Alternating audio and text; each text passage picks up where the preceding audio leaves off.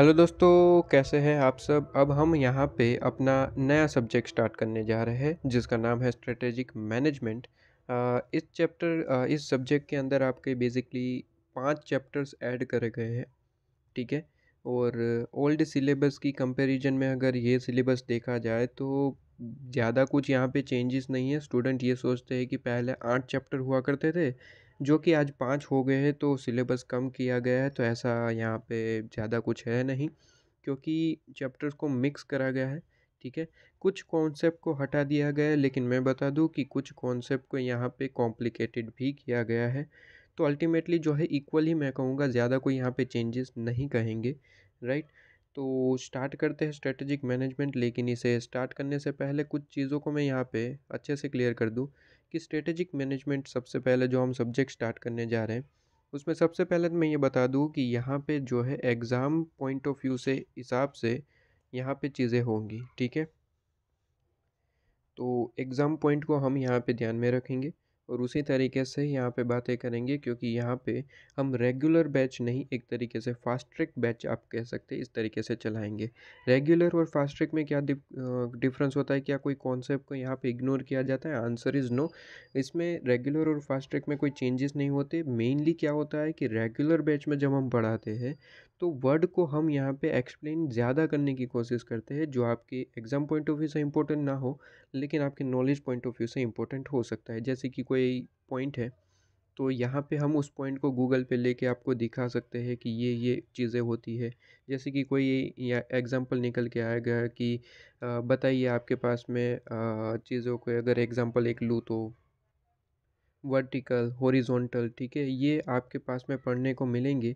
तो ये चीज़ों को रेगुलर में क्या किया जाता है कि आपको गूगल पे लिया जाता है। ठीक है, गूगल पे ले जाए और उसके बाद आपको उसके बारे में इंफॉर्मेशन देते हैं, कुछ एग्जांपल आपको रीड करवाते हैं। ये रेगुलर बैच की बात होती है, जबकि फास्ट ट्रैक में हम इतना नहीं करवाते हैं।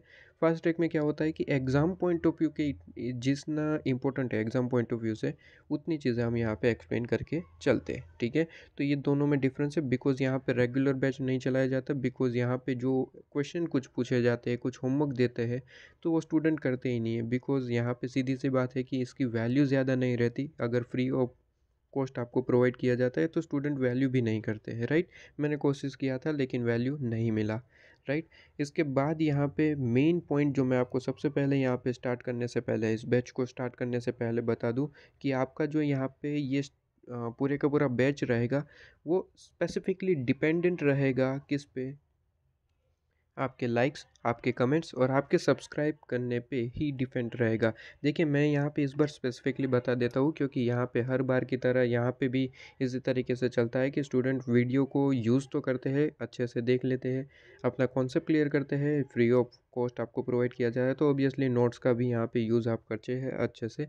राइट। लेकिन वीडियो को लाइक नहीं मिलती, वीडियो में कोई कमेंट ही नहीं मिलती कि हमें यहाँ पे जो है क्या आपने वीडियोस देखा, नहीं देखा, या फिर आपने कोई भी यहाँ पे जो पॉइंट ऐसा लगा कि जो आपको ज़्यादा एक्सप्लेन करना पड़ेगा, कि ऐसा कोई भी कमेंट नहीं मिलता। देखिए, कमेंट एक तो कंपलसरी कि आपने वीडियो कंप्लीट किया, मतलब कि कमेंट करिए ताकि मुझे पता चल रहा है कि आपने जो है यहाँ पे वीडियोस को कंप्लीट किया है। ठीक है। कितने स्टूडेंट वीडियोस को कंप्लीट कर रहे हैं, कमेंट से ही पता चलेगा। तो अगर आप कमेंट करते हैं, लाइक करते हैं, तो उससे हमें पता चलेगा। और सब्सक्राइब तो मतलब कि सब्सक्राइब तो मेरा मोटिवेशन है, अगर आप सब्सक्राइब करते हैं तो मुझे मोटिवेशन मिलता है। तो ये बेसिकली मेन पॉइंट है। अगर आप ये चीज़ करेंगे तो उस पे बेस हमारा बैच रहेगा। कैसे रहेगा सर? हम यहाँ पे देखेंगे, जैसे कि ये फर्स्ट लेक्चर है तो ये अपलोड होगा। इसके बाद मैं यहाँ पे देखूंगा कि लाइक्स कितने मिल रहे हैं, कमेंट्स मिल रहे हैं, क्या सपोर्ट हो रहा है। ठीक है। सपोर्ट का मतलब सब्सक्राइब, तो सब्सक्राइब मिल रहे हैं, सपोर्ट हो रहा है, तो हम नेक्स्ट लेक्चर रिकॉर्ड करेंगे। ठीक है। फिर नेक्स्ट लेक्चर में भी वही कहानी, लाइक्स, कमेंट्स और सब्सक्राइब। अगर ठीक है तो थर्ड लेक्चर, थर्ड है तो फोर्थ। ठीक है। इसी तरीके से चलाया जाएगा, क्योंकि इस बार मैं यहाँ पे बड़ा ही यहाँ पे स्पेसिफिकली बात करूँगा। ठीक है। क्योंकि कहीं न कहीं हम यहाँ पे प्रोवाइड तो करते हैं, लेकिन स्टूडेंट इसका यहाँ पे फ़ायदा भी उठाते हैं, क्योंकि हम यहाँ पे देख पाते हैं कि कितने व्यूअर्स है, कितने यहाँ पे वॉच टाइम है, कितने स्टूडेंट यहाँ पे कितना वीडियोस देख रहे हैं। तो वीडियोस फुल्ली देखा जा रहा है, व्यूज़ फुल्ली आ रहे हैं, कोई दिक्कत नहीं है, और वीडियोस भी पूरे देखे जा रहे हैं। लेकिन अगर हम लाइक, कमेंट की, सब्सक्राइब की बात करें तो यहाँ पे स्टूडेंट ने सब्सक्राइब नहीं किया, लाइक नहीं किया, कमेंट नहीं किया, ये तीनों ही चीज़ें मिसिंग रहती है। तो फ्री प्रोवाइड करना और प्लस स्टूडेंट अगर ये सपोर्ट भी ना करे, मतलब कि इसमें तो कोई अमाउंट पे करना होता नहीं है, लाइक में एक बटन दबाना होता है, कमेंट में आपको कुछ लिखना होता है जो अभी आपने कंप्लीट किया है, तो सिंपली आपको लिखना है कि आपको कैसा लगा वीडियो, और सब्सक्राइब तो मतलब कि फ्री में ही होता है, ठीक है। तो चीज़ें फ्री में है, फिर भी नहीं किया जा रहा है, तो यहाँ पे मुझे थोड़ा-सा इस तरीके का स्टेप उठाना पड़ेगा, ठीक है। मैं बेसिकली हर एक वीडियो में ये चेक करूँगा और इस तरीके से इसी पे ही बेस आपका ये बैच चलेगा, ठीक है। तो ये आपके पास में पहले ही मैं क्लियर करवा देता हूँ। चलिए, तो यहाँ पे लेक्चर नंबर 1 स्टार्ट करते हैं। आपका स्ट्रैटेजिक मैनेजमेंट चैप्टर नंबर 1, जिसका नाम है introduction to strategic management. Basically इस चैप्टर में आपको यहाँ पे इंट्रोडक्शन पार्ट दिया गया है कि स्ट्रैटेजिक मैनेजमेंट में क्या चीज़ें होती है, स्ट्रैटेजी का मतलब क्या होता है, स्ट्रैटेजिक मैनेजमेंट का मतलब क्या होता है, ये सारी चीज़ें हमें पढ़नी होती है, राइट। ओल्ड सिलेबस के मुकाबले यहाँ पे चेंजेस करे गए हैं। अगर ओल्ड कोई स्टूडेंट है, उनके पास ओल्ड मॉड्यूल है, तो उसमें चेंजेस है, तो मैं आपको रिकमेंड करूँगा कि आप जो है न्यू बुक रेफ़र करें, राइट। हमारे नोट्स जो मैंने बना रखे हैं वो आपका specifically based on new syllabus ही है, ठीक है। या तो आप ये नोट्स को आप रेफ़र कर सकते हैं, या फिर न्यू आईसीएम मॉड्यूल भी ले सकते हैं, या फिर अपने पास में कोई अदर मॉड्यूल बुक है तो वो भी रेफ़र कर सकते हैं, ठीक है। मैंने जो नोट्स यहाँ पे प्रिपेयर करके रखे हैं अभी मैं बताऊँगा, तो वो नोट्स स्पेसिफिकली आपकी न्यू स्कीम के बेस पे ही है, ठीक है। कोई ओल्ड सिलेबस का यहाँ पे कंटेंट नहीं है, फुल्ली न्यू है, अभी अभी मैंने क्रिएट करे हैं, तो कोई दिक्कत वाली बात नहीं है। वही आप नोट्स प्रिपेयर कर सकते हैं, राइट। हम उसी में से ही पढ़ेंगे। तो यहाँ पे हम आ जाते हैं सबसे पहले। यहाँ पे मैंने देखिए एक बढ़िया बात ये करी है कि आपको मैंने यहाँ पे पॉइंट दे रखे जो आईसीएम मॉड्यूल को कवर करते हैं, राइट। जैसे ही आप हमारा ये जो आपने प्रिंट करवा रखे हो फॉर एग्जांपल, तो ये नोट्स में आपको ये चीज़ मिल जाएगी, ये चीज़ मिल जाएगी। इसका मतलब क्या होगा, ये क्या हेल्प करेगा, ये हेल्प करेगा कि आपके पास में ये नोट्स तो होंगे ही होंगे, ठीक है। इसी के साथ आपके पास में एक चीज़ होगी आईसीएम मॉड्यूल। आईसीएम मॉड्यूल में अगर आप ये पॉइंट पढ़ना चाहते हैं तो सिंपली देखिए, रेफरेंस मैंने दे रखा है, ये 1.2 आईसीएम मॉड्यूल का है। यहाँ पे अगर देखिए तो 1.3 आईसीएम मॉड्यूल का है, ठीक है। तो ये रेफरेंस मैंने दे रखे हैं, ये रेफरेंस से आप क्या करेंगे, डायरेक्ट आईसीएम मॉड्यूल में जाएंगे और वो पॉइंट ओपन करेंगे, तो आप देख लेंगे कि यहाँ पे ये चीज़ें जो है वो मैंने कहाँ पे प्रोवाइड कर रखी है, वो मैंने यहाँ पे प्रोवाइड कर रखी है, ठीक है। तो अगर आप नोट्स से पढ़ रहे हैं, आपको लग रहा है कि मुझे आईसीएम मॉड्यूल से भी पढ़ना है, तो कैसे ढूंढेंगे, तो सीधी सी बात है, आपको रेफरेंस दे रखे, हर एक पॉइंट में ऐसा रेफरेंस दे रखा है कि जो चीज़ यहाँ पे गिवन है वो आईसीएम मॉड्यूल के कौन से रेफरेंस पे है, तो वो ये 1.2 पे है, तो आप जाइए 1.2 पॉइंट पे, वहाँ पे ये चीज़ें आपको मिल जाएगी, ठीक है। इस नोट्स को मैंने 100% एकदम एक्यूरेटली प्रिपेयर करा है।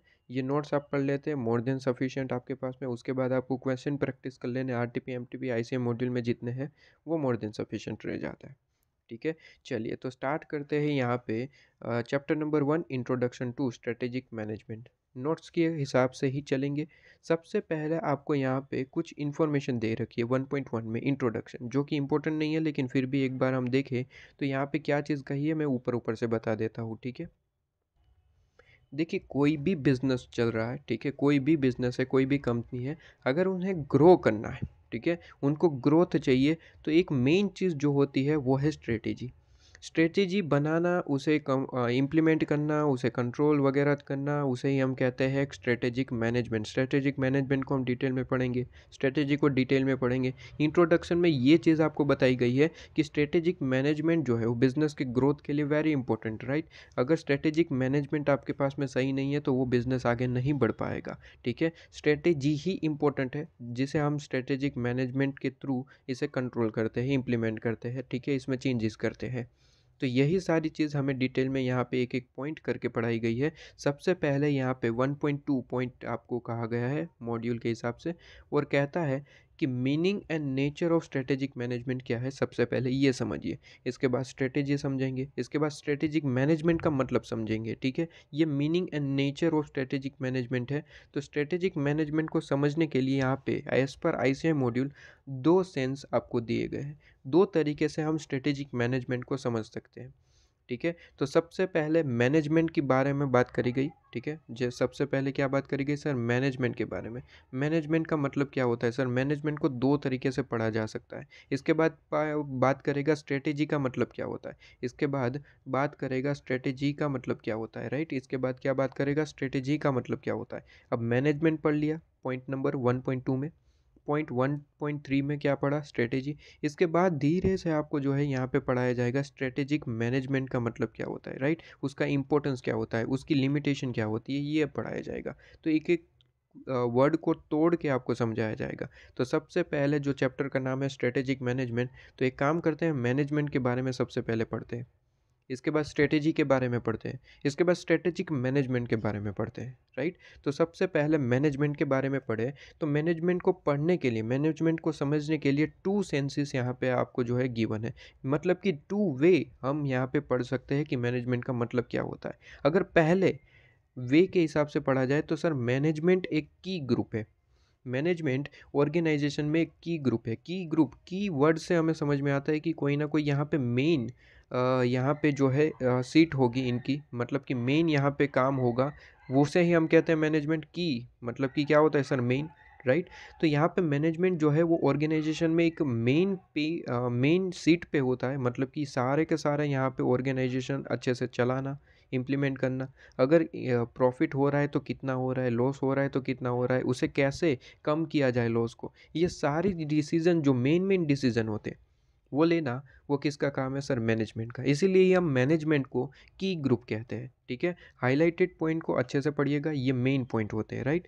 टू सेंस मतलब कि एक की ग्रुप के हिसाब से और एक set of inter related function के हिसाब से। तो सबसे पहले हम की ग्रुप के हिसाब से पढ़ रहे हैं कि मैनेजमेंट को की ग्रुप कहा गया है, क्यों, क्योंकि मेन सारे डिसीजन मैनेजमेंट को ही लेने होते हैं, ठीक है। तो मैनेजमेंट नोन एज इन की group, known as key group इन ऑर्गेनाइजेशन। ऑर्गेनाइजेशन में की ग्रुप से भी जाना जाता है मैनेजमेंट को, ठीक है।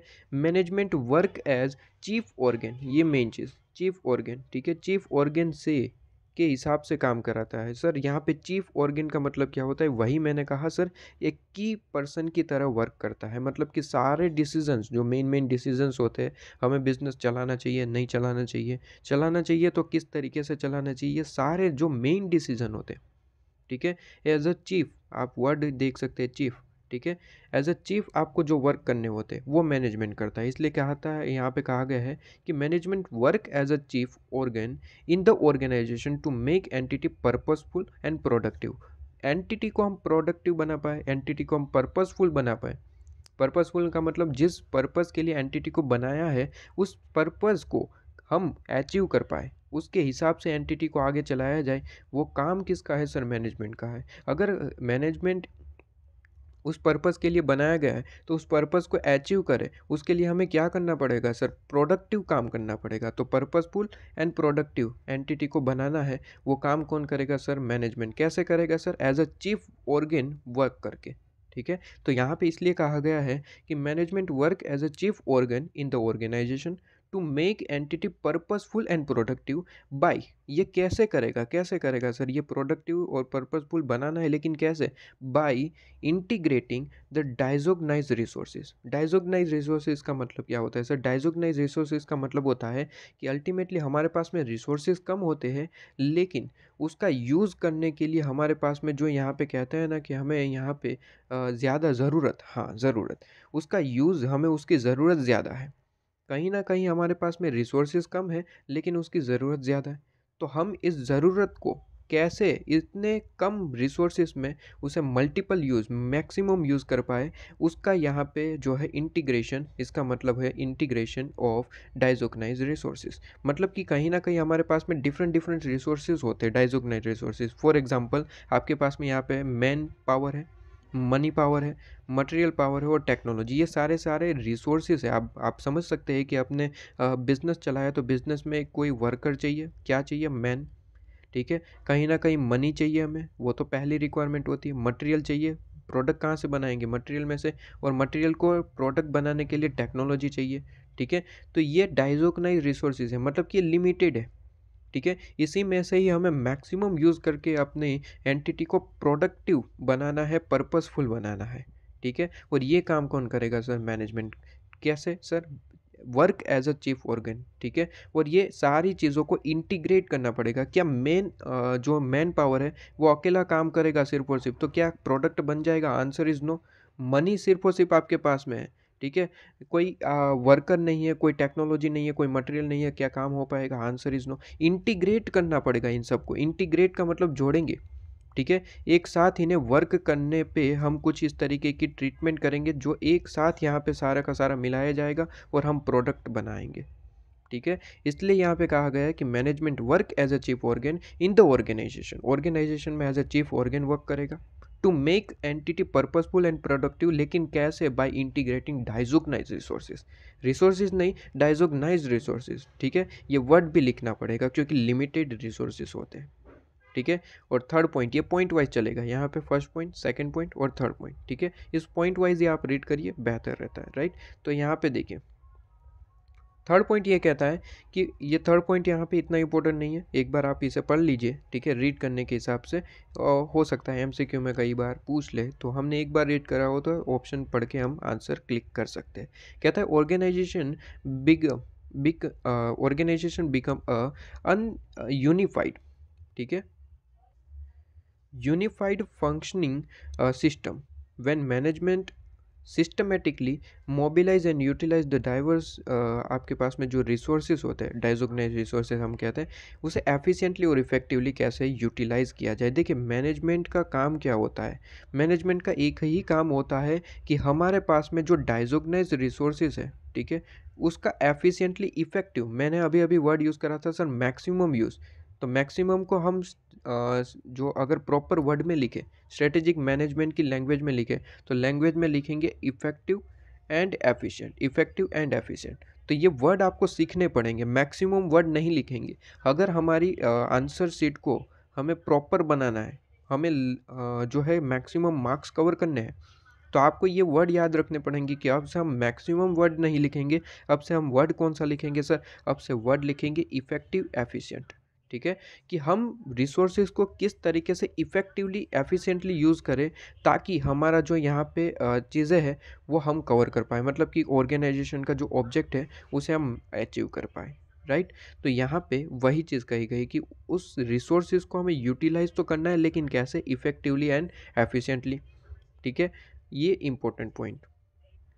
और ऑब्वियसली जैसे कि मैं कह रहा हूँ सर मैनेजमेंट वर्क करेगा, ये आपका ये सारी चीज़ें, ठीक है, ये मैनेजमेंट पे ही डिपेंड होती है। मैनेजमेंट अगर ये इंटीग्रेशन ठीक से नहीं करेगा तो क्या एंटिटी चल पाएगी? आंसर इज़ नो, क्योंकि मैनेजमेंट एक चीफ ऑर्गन है, की ग्रुप है, राइट। उसी के बेस पे ही ये सारी चीज़ें होती है, वही डिसीजन बनाएगा, वही आपको सोचेगा कि बिजनेस चलाना चाहिए नहीं चलाना चाहिए, सारी चीज़ें।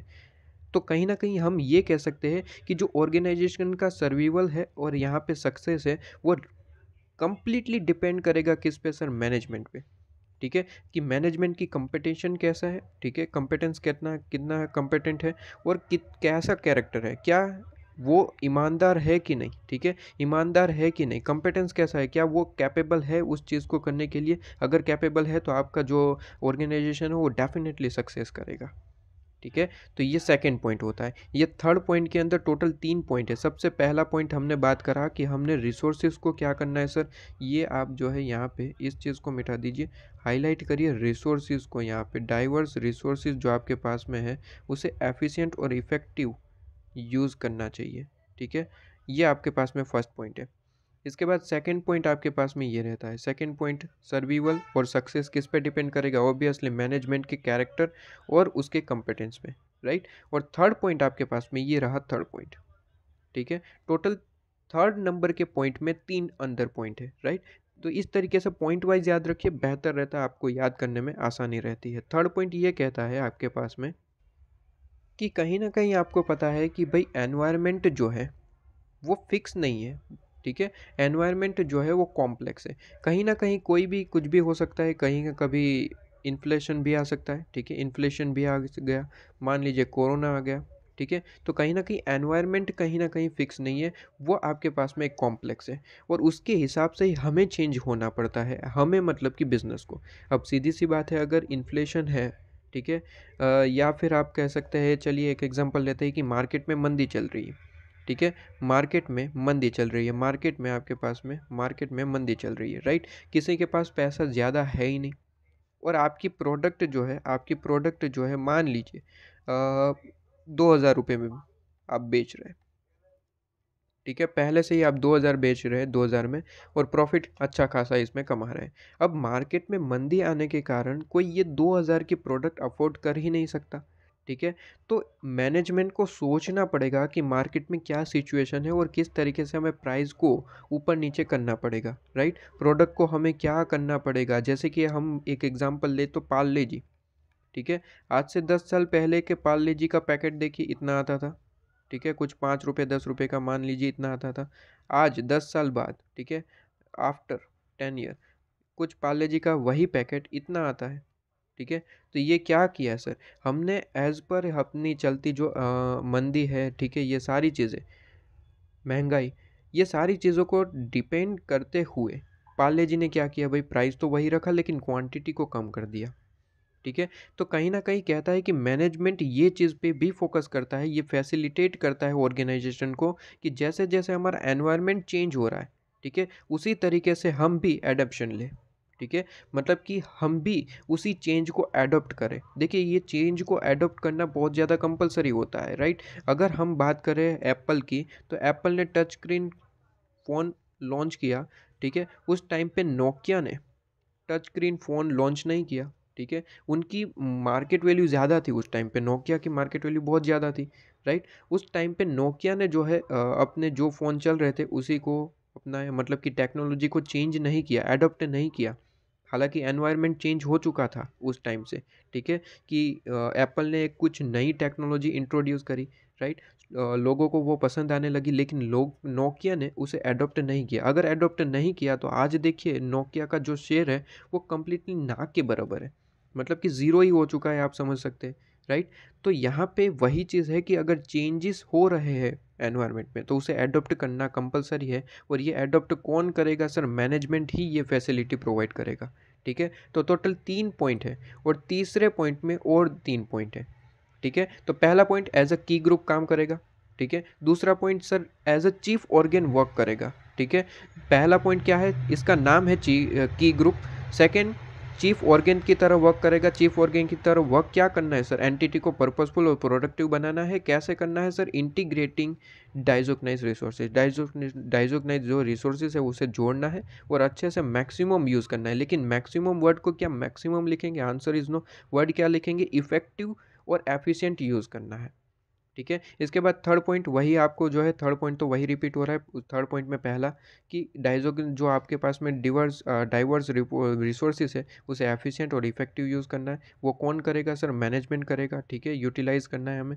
इसके बाद सेकंड पॉइंट की अगर ऑर्गेनाइजेशन की सक्सेस और सर्वाइवल की बात करें तो कंप्लीटली डिपेंड रहेगी कि मैनेजमेंट की कैरेक्टर कैसा है, मैनेजमेंट की कंपेटेंस कैसी है, राइट, उस पर डिपेंड रहेगी, ये सेकंड पॉइंट। और थर्ड पॉइंट कहता है कि ये अगर एनवायरनमेंट की बात करें तो वो हाईली कॉम्प्लेक्स है।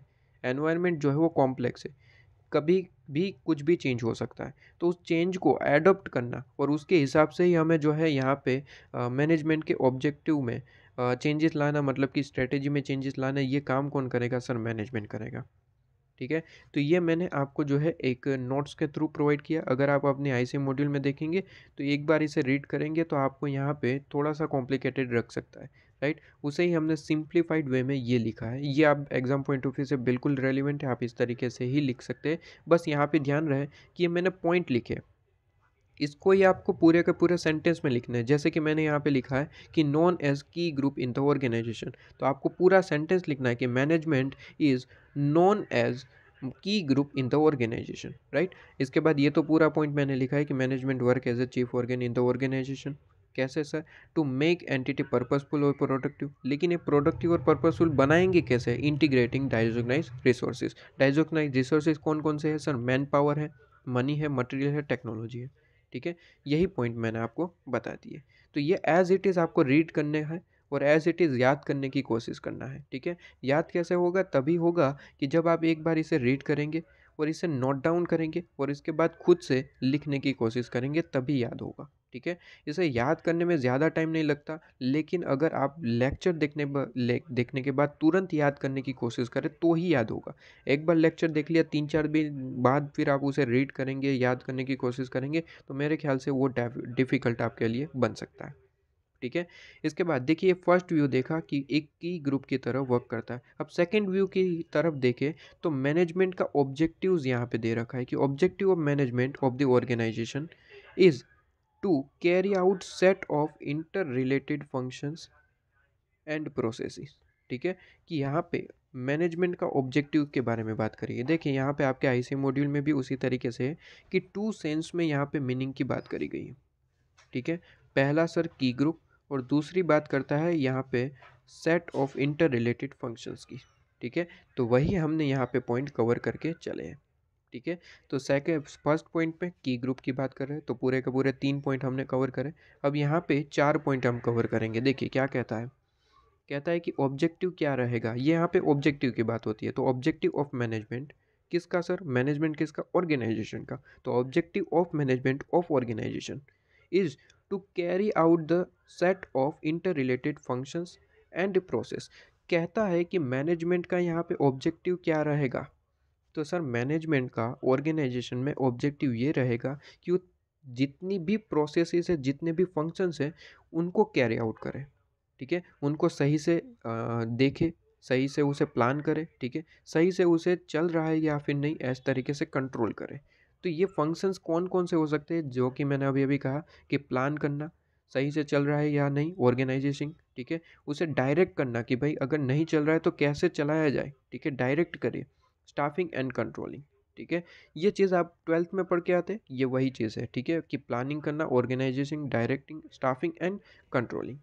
ठीक है, ये पॉइंट होते हैं, ये फंक्शंस होते हैं आपके। फंक्शंस याद रखिए। ठीक है, बेसिकली छोटे लेवल का क्वेश्चन है, लेकिन कहीं ना कहीं ऐसा क्वेश्चन पूछ लिया जाए तो 2-3 पॉइंट लिखने में काम लगते हैं। एक पॉइंट यही हो जाएगा तो 2-3 लाइन उसकी हो जाएगी। ठीक है, कहीं ना कहीं से हमने मार्क्स कवर करने हैं, तो ऐसी चीज़ों को याद रखना ज़रूरी होता है, राइट। और ये सब मुझे नहीं लगता याद करना पड़ेगा, क्योंकि 12th से आप ये चीज़ पढ़ के आते हैं, तो ये तो आपको याद ही होती है कि फंक्शंस कौन कौन से हो सकते हैं। सर प्लानिंग है, ऑर्गेनाइजेशन, डायरेक्टिंग, स्टफिंग एंड आपके पास में कंट्रोलिंग। ठीक है, इसके बाद थर्ड पॉइंट की बात करें तो सर एक बात करनी थी कि जो ये फंक्शंस है वो कहीं ना कहीं लिमिटेड नहीं है। मतलब कि अगर प्लानिंग करनी है तो कुछ 2 मिनट में हो गया। ठीक है, आइए 2-3 लोग मिल के बना लेते हैं, 2 मिनट में प्लानिंग हो जाएगी, ऐसा है क्या? Answer is no. इसके लिए स्पेसिफिकली मीटिंग करनी पड़ती है, बड़े बड़े लोगों से यहाँ पे पूछना पड़ता है, नॉलेजेबल पर्सन को यहाँ पे बुलाना पड़ता है, राइट। ये कोई छोटी प्रोसेस नहीं है। ठीक है, इसीलिए यहाँ पे वर्ड लिखा गया है कि जो फंक्शंस आप देख रहे हैं, ये planning, organisation, directing, staffing, controlling, ये कहीं ना कहीं वाइड रेंज है। ठीक है, वाइड रेंज है। कहीं ना कहीं ये छोटी बात नहीं है कि 2-3 लोग ने मिल के यहाँ पे प्लानिंग कर दिया, ऑर्गेनाइज कर दिया, डायरेक्ट कर रहे हैं अभी, और उसके बाद कंट्रोल भी करेंगे। ये कोई छोटी बात नहीं है। ठीक है, ये बड़े लेवल पे होता है, राइट। तो इसे अच्छे से करना पड़ता है, ये वाइड रेंज होता है ये। हाँ, ये हम कह सकते हैं कि सारी की सारी चीज़ें क्लोजली रिलेटेड है, क्योंकि अगर प्लानिंग किया है तो उसे ऑर्गेनाइज करना पड़ेगा, डायरेक्ट करना पड़ेगा। ठीक है, और लास्ट में ये सारी चीज़ों को हमें कंट्रोल भी करना पड़ेगा, ये इंटर रिलेटेड है, राइट। कंट्रोल करना है तो पहले प्लानिंग तो बनाओ। ठीक है, ऑर्गेनाइजेशन तो करो, उसका डायरेक्टिंग को करो, लास्ट पॉइंट होता है कंट्रोल। ठीक है, तो ये हम ये कह सकते हैं कि क्लोजली रिलेटेड है। ठीक है, ये वर्ड तो है, लेकिन ये वाइड रेंज भी है, कोई छोटी बात नहीं है। ठीक है, ये डायरेक्ट आपके एमसीक्यू में पूछा जाता है। ये पॉइंट डायरेक्टली पूछा जाता है कि सर यहाँ पे फंक्शन जो है वो डॉट डॉट डॉट, फिर आपको जो है 4 ऑप्शन दिए जैसे कि वाइड रेंज है बट क्लोजली रिलेटेड नहीं है। उसके बाद सेकंड कहा जाता है कि सर वाइड रेंज नहीं है लेकिन क्लोजली रिलेटेड है। इस तरीके के पॉइंट दिए जाते हैं, तो हमें ऑलवेज ध्यान रखना है कि फंक्शंस ऑलवेज वाइड रेंजिंग है आपके पास में, लेकिन ध्यान रहे सर क्लोजली इंटर रिलेटेड भी है। ठीक है, तो वाइड है और क्लोजली भी है, राइट। इसके बाद फोर्थ पॉइंट, मैनेज जो मेन ऑब्जेक्टिव है मैनेजमेंट का जो मेन ऑब्जेक्टिव रहेगा वो क्या रहेगा सर। तो हम यहाँ पे बात कर रहे हैं सर, ऑब्जेक्टिव आपके पास में है मैनेजमेंट का रहेगा कि फंक्शंस को हमें जो है क्या करना है सर, कैरी आउट करना है। फंक्शंस कौन कौन से वो देखा। ठीक है, फंक्शंस वाइड रेंज है, क्लोजली रिलेटेड है, वो भी हमने देखा सर, लेकिन ऑब्जेक्टिव में क्या ऑब्जेक्टिव, ठीक है। ऑब्जेक्टिव्स में क्या क्या ऑब्जेक्टिव्स, तो सर यहाँ पे ऑब्जेक्टिव्स में मेन ऑब्जेक्टिव ये फंक्शंस हम क्यों कैरी आउट कर रहे हैं, इसका ऑब्जेक्टिव क्या है, तो फंक्शंस को कैरी आउट करने का ऑब्जेक्टिव एक ही है, यहाँ पे डिफरेंट डिफरेंट पॉइंट्स। ठीक है, कि हम यहाँ पे फंक्शंस को क्यों कैरी आउट कर रहे हैं, फंक्शंस को हमें क्यों ऑर्गेनाइज करना है। तो देखिए, हमें फंक्शंस को इसलिए करना चाहते हैं क्योंकि मैनेजमेंट का यहाँ पे मेन ऑब्जेक्टिव ये रहेगा कि हमारे जो ऑर्गेनाइजेशन का गोल है, ठीक है, उसे हम डिटरमाइन कर पाए कि हमारा क्या गोल रहना चाहिए। ठीक है, उसी तरीके से तो प्लानिंग बनाएंगे, अगर आपके पास में कोई गोल ही नहीं है तो प्लानिंग किस चीज़ की बनाएंगे, किस तरीके से डायरेक्शन देंगे।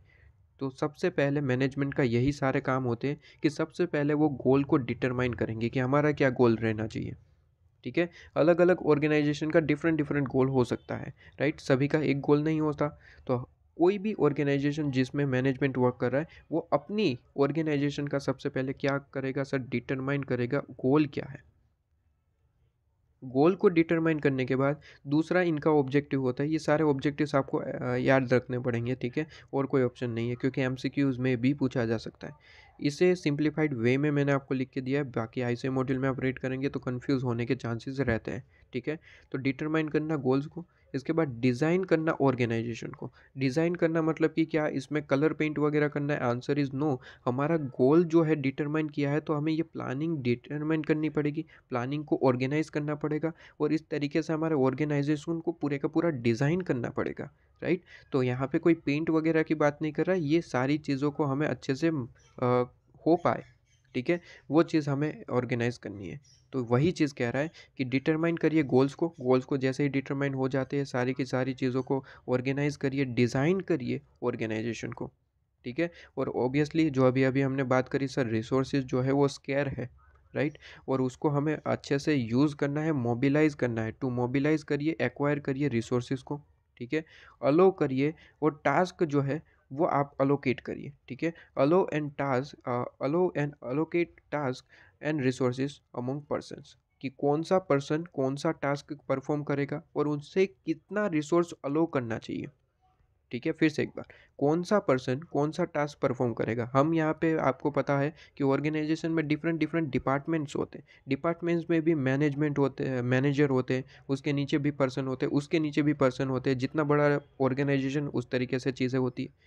तो कौन सा पर्सन कौन सा वर्क करेगा वो हमें प्रोवाइड करना होता है। जैसे कि मैनेजर को हम प्रोवाइड करते हैं कि भाई आपको इतना काम करना है ऑर्गेनाइजेशन में, आपको इस पे फोकस करना है, तो हमने उसको टास्क दिया है, प्लस उसके हिसाब से हम इसको पावर देंगे, रिसोर्सेज देंगे। ठीक है, तो ये वही चीज़ है कि to allow and allocate task and resources among persons. ठीक है, कि पर्सन हमारे जितने भी वर्कर है उनको कैसे टास्क देना है, कितना रिसोर्सेज देना है, रिसोर्सेज कितना देना है वो भी इंपॉर्टेंट है।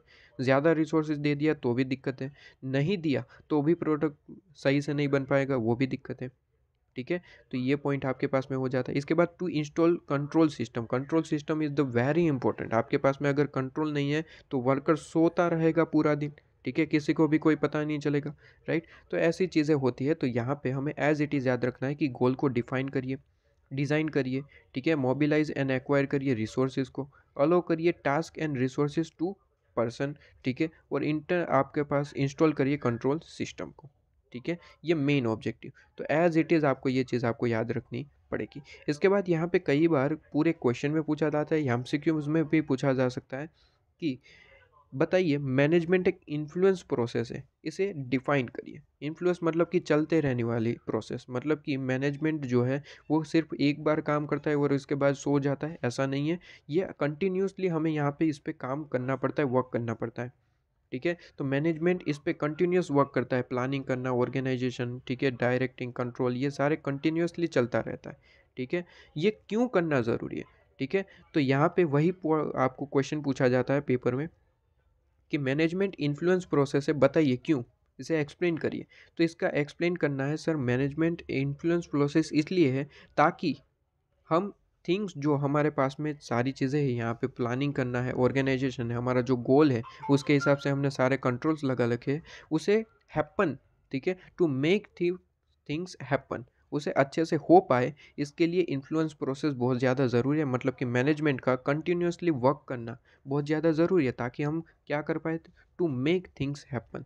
ठीक है। Second point, to gain command over phenomena, जो हमारे पास में इफेक्ट आती है, जैसे कि मैंने कहा सर कोरोना आ गया, तो ये सारी चीज़ें जो है इफेक्ट करेगी हमारे ऑर्गेनाइजेशन को, तो उस पे हमें कैसे कमांड लेना है, ठीक है, वो किसका काम रहेगा सर, मैनेजमेंट। लेकिन कब रहेगा, जब वो इन्फ्लुएंस प्रोसेस रहेगा, कंटिन्यूसली वर्क करता रहेगा, तब तब हम उस पे कमांड ले सकेंगे और उसका जो है यहाँ पे कुछ निर्णय ले पाएंगे, राइट। इसके बाद थर्ड पॉइंट है कि to include and direct events and people in particular manners, कि मतलब कि हमारे वर्कर्स जो है उसको हम पर्टिकुलर मैनर्स में डायरेक्ट कर पाए, ठीक है, और उनको वही वर्क प्रोवाइड किया जाए जो उनके कंपिटेंस में है, राइट। तो ये सारी चीज़ें यहाँ पे किसको डिफाइन करनी है सर, मैनेजमेंट को। तो सर इन्फ्लुएंस प्रोसेस पूछा जाए तो 3 पॉइंट। सबसे पहले तो जो चीज़ हो रही है उसे होने देना, ठीक है। इसके बाद जो चीज़ होने वाली है, ठीक है, मतलब कि उससे हमारी जो कंपनी को, ऑर्गेनाइजेशन को अफेक्ट होता है, तो उस पे हमें कैसे कमांड को गेन कर पाए, मतलब कि हमारे कमांड को किस तरीके से इंक्रीज़ कर पाए ताकि हमारी ऑर्गेनाइजेशन प्रॉफिट कर पाए। और तीसरा पॉइंट कि जो भी हमारे पर्सन्स वर्क कर रहे हैं, ठीक है, उनको डायरेक्ट कर पाए, ठीक है, हम उसको डायरेक्ट कर पाए और उसके पर्टिकुलर मैनर में उसको हम जो है यहाँ पे वर्क प्रोवाइड कर पाए, जो उसकी कॉम्पिटेंस उस तरीके से वर्क प्रोवाइड किया जाएगा। तो ये कंटिन्यूसली देखना पड़ता है, हमें देखना पड़ता है कि क्या जो हमने वर्क दिया था पर्सन को, क्या वो सही से कर पा रहा है। अगर नहीं कर पा रहा है तो उसको हमें यहाँ पे दूसरा वर्क प्रोवाइड करना चाहिए उसकी कॉम्पिटेंस के हिसाब से, और उससे ज़्यादा करने की उसके पास में कॉम्पिटेंस है तो उसे प्रमोशन देना चाहिए। वो सारी चीज़ें हमें देखनी पड़ती है, ठीक है। तो मैनेजमेंट इज इन्फ्लुएंस प्रोसेस कैसे, तो ये 3 पॉइंट, ठीक है।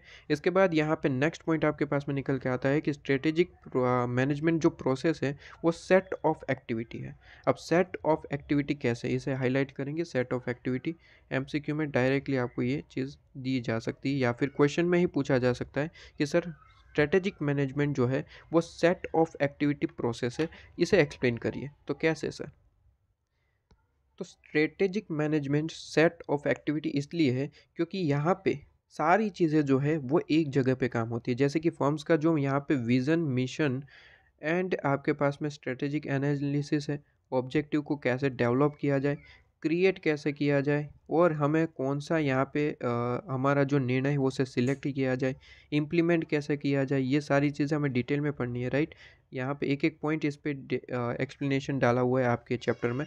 तो यहाँ पे सिंपली पहले बात करी और उसके बाद विजन मतलब क्या होता है, मिशन की मतलब क्या होता है, ये सारी चीज़ें आपको गिवन है। लेकिन कुछ चीज़ें तो आपको वैसे भी समझ में आती है, जैसे कि इम्प्लीमेंटेशन, स्ट्रेटेजी को हम इम्प्लीमेंट करेंगे, ठीक है। इवैल्यूएशन परफॉर्मेंस, मतलब कि जो हमारे परफॉर्मेंस हमारा हो रहा है ऑर्गेनाइजेशन का, उसे इवैल्यूएट करेंगे और फिर हम चेक करेंगे कि हमारे ऑर्गेनाइजेशन की क्या कैपेसिटी इतनी थी जितना हमने काम किया, या फिर उससे ज़्यादा करना चाहिए। जैसे कि आप जो है स्टडी करते हैं तो आपकी क्या कैपेसिटी इतनी ही है या फिर उससे ज़्यादा थी लेकिन आप स्टडी नहीं कर पाए, ये सारी चीज़ें इवैल्यूएट करते हैं। तो यहाँ पे ऑर्गेनाइजेशन जो है वो वैल्यूएट करती है, ठीक है, ऑर्गेनाइजेशन की ओर से मैनेजमेंट, ठीक है। तो ये सारी चीज़ें होती है, इसलिए हम इसे कहते हैं एक सेट ऑफ एक्टिविटी है जहाँ पे सारी चीज़ें यहीं पे हो जाती है। Vision, mission, strategic analysis, developing object, हमारे ऑब्जेक्ट को और ज़्यादा कैसे डेवलप किया जाए, राइट। ये इम्प्लीमेंटेशन कैसे किया जाए, सही स्ट्रेटेजी को हम चूज़ कैसे करेंगे, क्रिएट कैसे करेंगे, ठीक है, और इसे मेजर कैसे करेंगे, और मेजर कर लिया तो अगर उसमें कुछ यहाँ पे इवैल्यूएशन करना पड़े तो इवैल्यूएशन कैसे करेंगे, ठीक है। ये सारी चीज़ें होती है। अच्छा, मैनेजमेंट लेवल पे यहाँ पे जो मैनेजर होता है वो यहाँ पे इनकी एक ही काम होता है कि कैसे हम ऑर्गेनाइजेशन को, कैसे हम फर्म को बेस्ट पॉसिबल पोजीशन पे लेके जाए, ठीक है, ताकि हम सक्सेस की ओर हो। मतलब कि मैनेजमेंट का यही काम होता है कि हमारी ऑर्गेनाइजेशन को हम बेस्ट पोजीशन पे कैसे लेके जाए, जैसे कि हमारी बेस्ट सक्सेस रहे, ठीक है। तो यहाँ पे मेन पॉइंट को मैंने हाईलाइट कर दिया, इतना पॉइंट आप याद रखेंगे, मोर देन सफिशिएंट आपके पास में रहेगा। तो 1.2 जो आपके ऐसे मॉड्यूल के हिसाब से जो टॉपिक है, ठीक है, meaning and nature of strategic management, वो इतना सा था, यहाँ पे कंप्लीट हो जाता है, ठीक है। इसके बाद 1.3 लेक्चर के एंडिंग में हम इसका समरी रिवीजन करेंगे। अगर कोई स्टूडेंट यहाँ पे है, जैसे कि मैंने आपको पहले ही बता दिया कि आपकी कमेंट्स, लाइक्स वेरी इंपॉर्टेंट, ठीक है। तो मैं आपको यहाँ पे एक टास्क देता हूँ कि हम यहाँ पे जैसे ही चैप्टर ख़त्म होता है, जितना इस लेक्चर में पढ़ेंगे, ठीक है, इस लेक्चर में, ठीक है, लेक्चर वाइज हम करेंगे। तो जैसे ही लेक्चर हम इसे कंप्लीट करने की बात करेंगे, तो उस टाइम पे हम एक समरी रिव्यू भी करेंगे, रिवीजन भी करेंगे।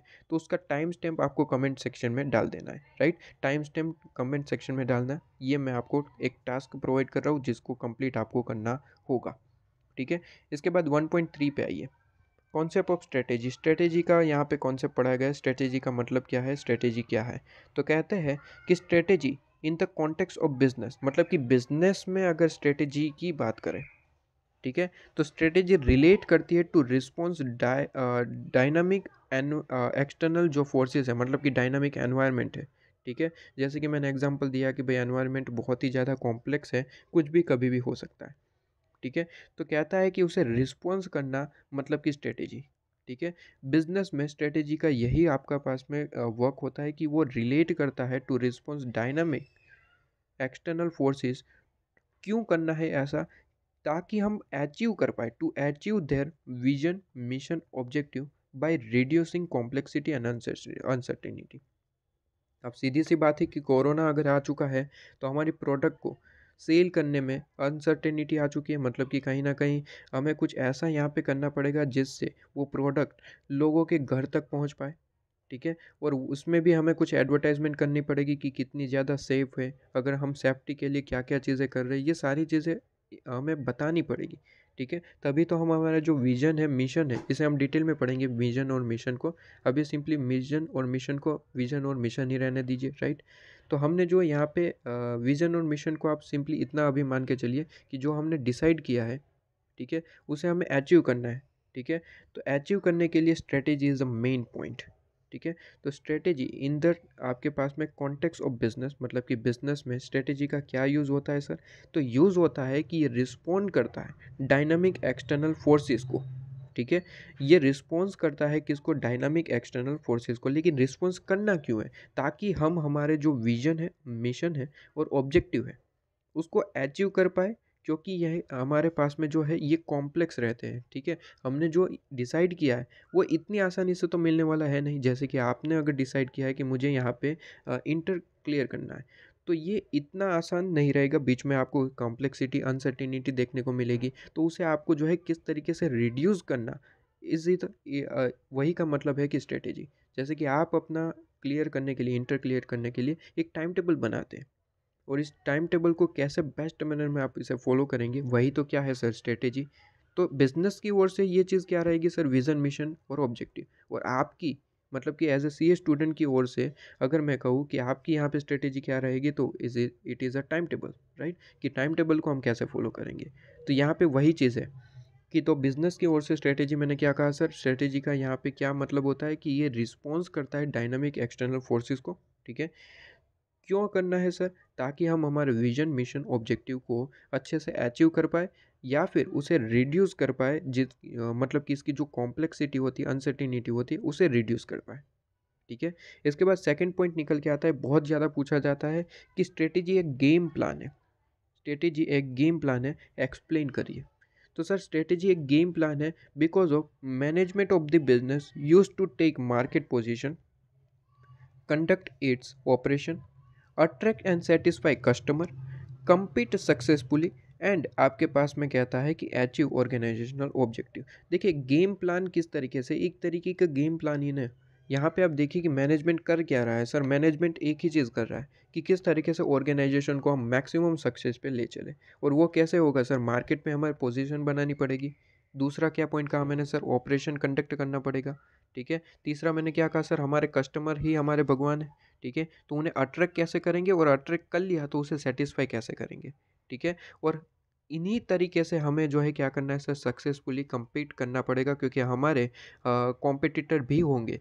तो उसके मुकाबले हम हमारी प्रोडक्ट में क्या एक्स्ट्रा चीज़ देंगे, और किस तरीके से सेटिस्फाई होंगे हमारे कस्टमर, वो चीज़ भी हमें देखनी पड़ेगी। और हमारा उस तरीके से ऑर्गेनाइजेशन का ऑब्जेक्टिव कैसे अचीव होगा, ये सारी चीज़ें हमें देखनी पड़ेगी। अगर इसका एक परफेक्ट एग्जांपल ले तो जियो, ठीक है। जियो ने अपना दे धनाधन जो पैक है वो लेके आए, पहले 6 मंथ उन्होंने फ्री प्रोवाइड किया। तो ये क्या थी सर, मार्केट में पोजीशन बनाने की एक टेक्निक थी, स्ट्रेटेजी थी, ठीक है, वही तो एक स्ट्रेटेजी है। जैसे कि 6 मंथ है उन्होंने फ्री प्रोवाइड किया, मार्केट में पोजीशन बना ली, ठीक है, अपना ऑपरेशन उन्होंने कंडक्ट करना स्टार्ट कर दिया कि हम 6 महीने इस तरीके से देंगे, उसके बाद प्लान अप्लाई कर देंगे, ठीक है।